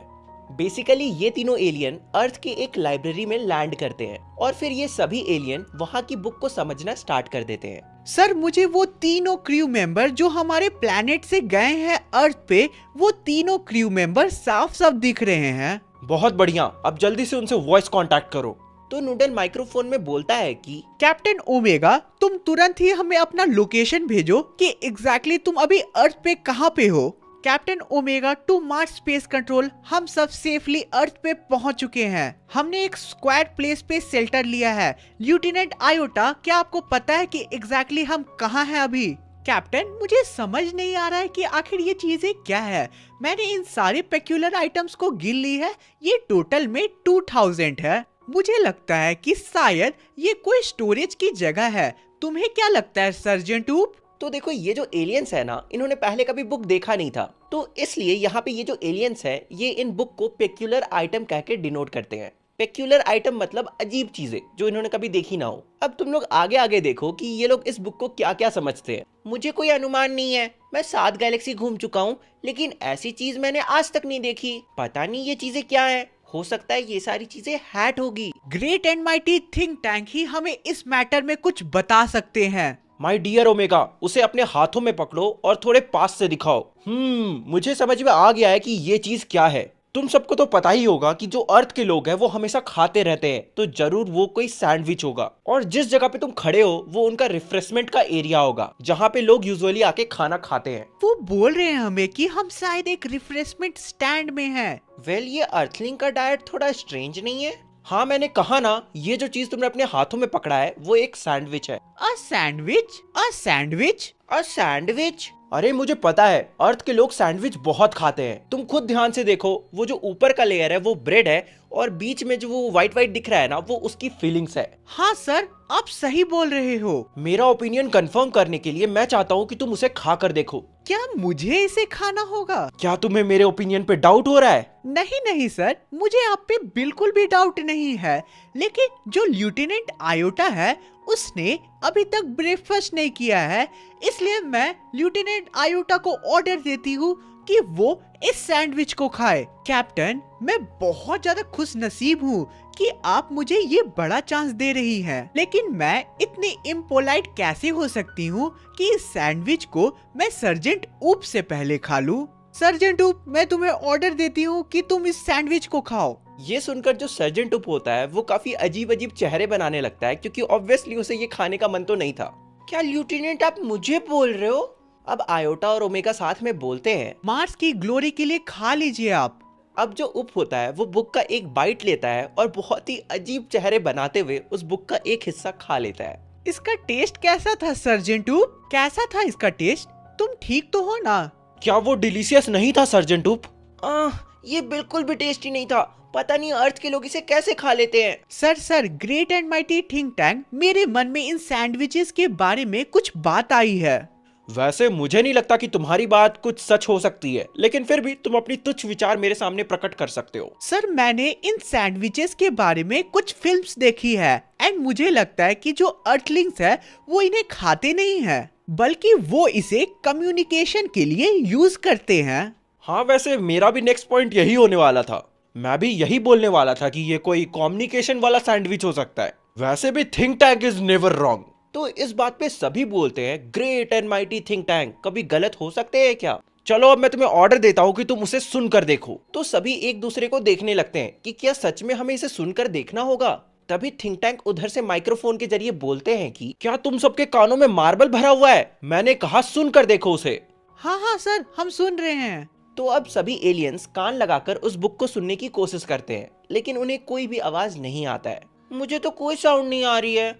हो सकता है ना कि ये सैंडविच साउंड ही ना निकालता हो। क्या क्या क्या बोल रहे हो तुम लोग? तुम लोग बोलना चाहते हो कि मैं गलत हूँ? थिंक टैंक गलत है? नो सर, हम इस बुक को सुनते ही रहेंगे। प्लीज एक्सक्यूज मी सर, मेरे दिमाग में कुछ बात आई है। बोलो नूडल, जो बोलना है बोलो, मैं तुम्हारा डाउट क्लियर कर दूंगा। सर, मुझे लगता है कि जो अर्थलिंग्स है वो इन सैंडविचेस को खोल कर देखते हैं। हाँ, तुम सही बोल रहे हो कैप्टन ओमेगा। मैं क्लैरिफाई कर देता हूँ कि वो जो सैंडविच है ना, वो ईयर कम्युनिकेशन के लिए नहीं है, बल्कि आई कम्युनिकेशन के लिए है। ओमेगा, उस सैंडविच को खोल कर देखो और बताओ कि उसके अंदर क्या है और तुम क्या ऑब्जर्व कर रहे हो। मुझे सब कुछ बताओ। ऐसा लग रहा है जैसे कि इन सैंडविचेस में अर्थलिंग की फोटोज है। ऐसा लग रहा है जैसे कि इनमें कुछ कोड्स लिखे हुए हैं। क्या लगता है इसमें कोड है? अगर इसमें कोड होगी तो वो हमारे लिए बहुत ज्यादा इंपॉर्टेंट हो सकती है। इनमें कुछ लाइन है, डॉट है और बहुत सारे फोटोज हैं। हमें जल्दी ही इस कोड को ब्रेक करना चाहिए। सर, हमें उन विटामिन की कैप्सूल को यूज करना चाहिए जो हमारे साइंटिस्ट ने लेबोरेटरी में तैयार किया है, जिससे हम कोई भी कोड को इजीली पढ़ सकते हैं। तो अब वो लोग कैप्सूल को खाते हैं और उस बुक को पढ़ना स्टार्ट कर देते हैं। ओमेगा, जल्दी से उन कोड्स को पढ़कर बताओ। तो ओमेगा तुरंत यस सर बोलकर उस बुक को पढ़ना स्टार्ट कर देती है। Mistress Mary, quite contrary, how does your garden grow with cockle shells and silver bells and pretty maids all in a row. Imagine करो, सुंदर लड़कियां गार्डन में ग्रो हो रही है। चुप करो बुद्धू, तुम सबको ये समझ में नहीं आ रहा है कि ये कितना सीरियस इशू है। अर्थ के लोगों ने एग्रीकल्चर और माइनिंग को कंबाइन कर दिया है। इसका मतलब ये हुआ कि वो जमीन से प्रीशियस मेटल भी निकाल सकते हैं और एक्सप्लोजिव भी निकाल सकते हैं। मतलब ऑब्वियसली उनके पास हमसे ज्यादा एक्सप्लोजिव्स है। नूडल सुनो, हमारे इन्वेजन फ्लीट से जल्दी से कांटेक्ट करो। सर, हमारी स्पेसशिप अर्थ पे अटैक करने के लिए रेडी है। अभी उन सबको अटैक करने से मना करो। उन्हें रोको और बोलो कि अभी हमें कुछ इंपॉर्टेंट इंफॉर्मेशन मिली है अर्थ के लोगों के बारे में। यहाँ पर तुम लोग देख ही रहे हो कि कैसे ये एलियंस इन पोएम का गलत मतलब निकाल रहे हैं। अब इसके बाद आयोटा अगला पोएम रीड करता है। Hey diddle, the cat and the fiddle, the cow jumped over the moon, the little dog laughed to see such sport, and the dish ran away with spoon. थाली चम्मच के साथ भाग रही है। ओ माय गॉड, तुम सबको समझ में आ रहा है कि ये कितनी सीरियस और अलार्मिंग बात है? ये अर्थ के लोग अलग ही लेवल पे पहुंच चुके हैं। ये जो अर्थलिंग सिविलाइजेशन के लोग हैं, ये बहुत नेक्स्ट लेवल पे पहुंच चुके हैं। इन्होंने अपने पालतू जानवरों को म्यूजिक कल्चर और स्पेस टेक्निक्स भी सिखा रखे हैं। इनके तो डॉग्स के पास भी सेंस ऑफ ह्यूमर है। सुनो, सारे स्पेसशिप्स को बोल दो कि कोई भी आज अटैक नहीं करेगा, वरना हो सकता है ये अटैक हम पर ही भारी पड़ जाए। अब इसके बाद जो उप होता है वो तुम्हारा अगला पोएम मतलब कि थर्ड एंड लास्ट पोएम पढ़ता है। Humpty Dumpty sat on a wall, Humpty Dumpty had a great fall. All the king horses and all the king's men cannot put Humpty Dumpty together again. Sir यहाँ पे जो Humpty Dumpty की picture है वो बिल्कुल आपकी तरह दिख रही है। यहाँ पर थिंक टैंक जोर से चिल्लाते हुए अपने सर को पकड़कर बोलता है, अरे ये तो मेरे जैसा दिख रहा है, ये तो मैं ही हूँ। अर्थ के लोगों ने मुझे पहले से देख लिया है और तो और वो लोग मुझे पकड़ने के लिए मार्स पर भी आने वाले हैं। अगर ऐसा हुआ तो तुम सब मिलकर भी मुझे नहीं बचा पाओगे। वो लोग कभी भी मार्स पर अटैक कर सकते हैं। सुनो नूडल, जल्दी से मेरे लिए स्पेस कैप्सूल तैयार करो, मैं यहाँ से भागने वाला हूँ। और तुम लोग तीनों जो मुझसे माइक्रोफोन में बात कर रहे हो अर्थ के लाइब्रेरी में, जल्दी से वहाँ से निकल जाओ और कोई भी सबूत मत छोड़ना कि तुम लोग अर्थ पर थे, वरना ये चीज हमारे लिए बहुत ज्यादा प्रॉब्लम क्रिएट कर सकती है। सर अब हम कहाँ जाएंगे? और सुनो, हम मार्स को छोड़कर 100 मिलियन माइल्स दूर जाएंगे अल्फा सेंचुरी पर। हमारे इन्वेजन फ्लीट को तुरंत ऑर्डर दो कि जल्दी से जल्दी पूरा का पूरा मार्स खाली करा दे। हमें अभी के अभी अल्फा सेंचुरी की तरफ निकलना होगा, वरना अर्थ के लोग हम पर अटैक कर देंगे। देखा तुम लोगों ने कि कैसे एक नर्सरी राइम बुक हमारे अर्थ को एलियन इन्वेजन से बचाती है। इसके बाद क्या होता है तुम लोगों को पता है? इसके बाद हम लोग 500 साल बाद जो मार्स के लोग हैं उनसे कांटेक्ट स्टैब्लिश करते हैं एंड उनसे बात करते हैं एंड दोस्ती करते हैं। एंड गेस करो कि उस टाइम कौन नया रूलर बन गया था? यानी कि जो थिंक टैंक था उस टाइम नहीं था रूलर एंड नया रूलर बन गया था। वो कौन था? वो था हमारा नूडल। हमने मार्शियंस को यानी कि मार्स पे रहने वाले लोगों से दोस्ती की एंड उन्हें बुक्स को पढ़ना एंड समझना भी सिखाया। सो यहाँ पे ये जो तुम्हारा चैप्टर वो खत्म होता है। मेरे सेकंड चैनल को और मेरे इंस्टाग्राम को फॉलो करना मत भूलना। तुम्हारे बोर्ड्स खत्म होने के बाद वहाँ पर काफी मजेदार कंटेंट आने वाली है। टेंशन मत लो, पढ़ाई वाली कंटेंट नहीं होगी, मजा आएगा तुम्हें देखने में। तो चलो अब तो मिलते हैं अगले वीडियो में, तब तक के लिए बाय बाय।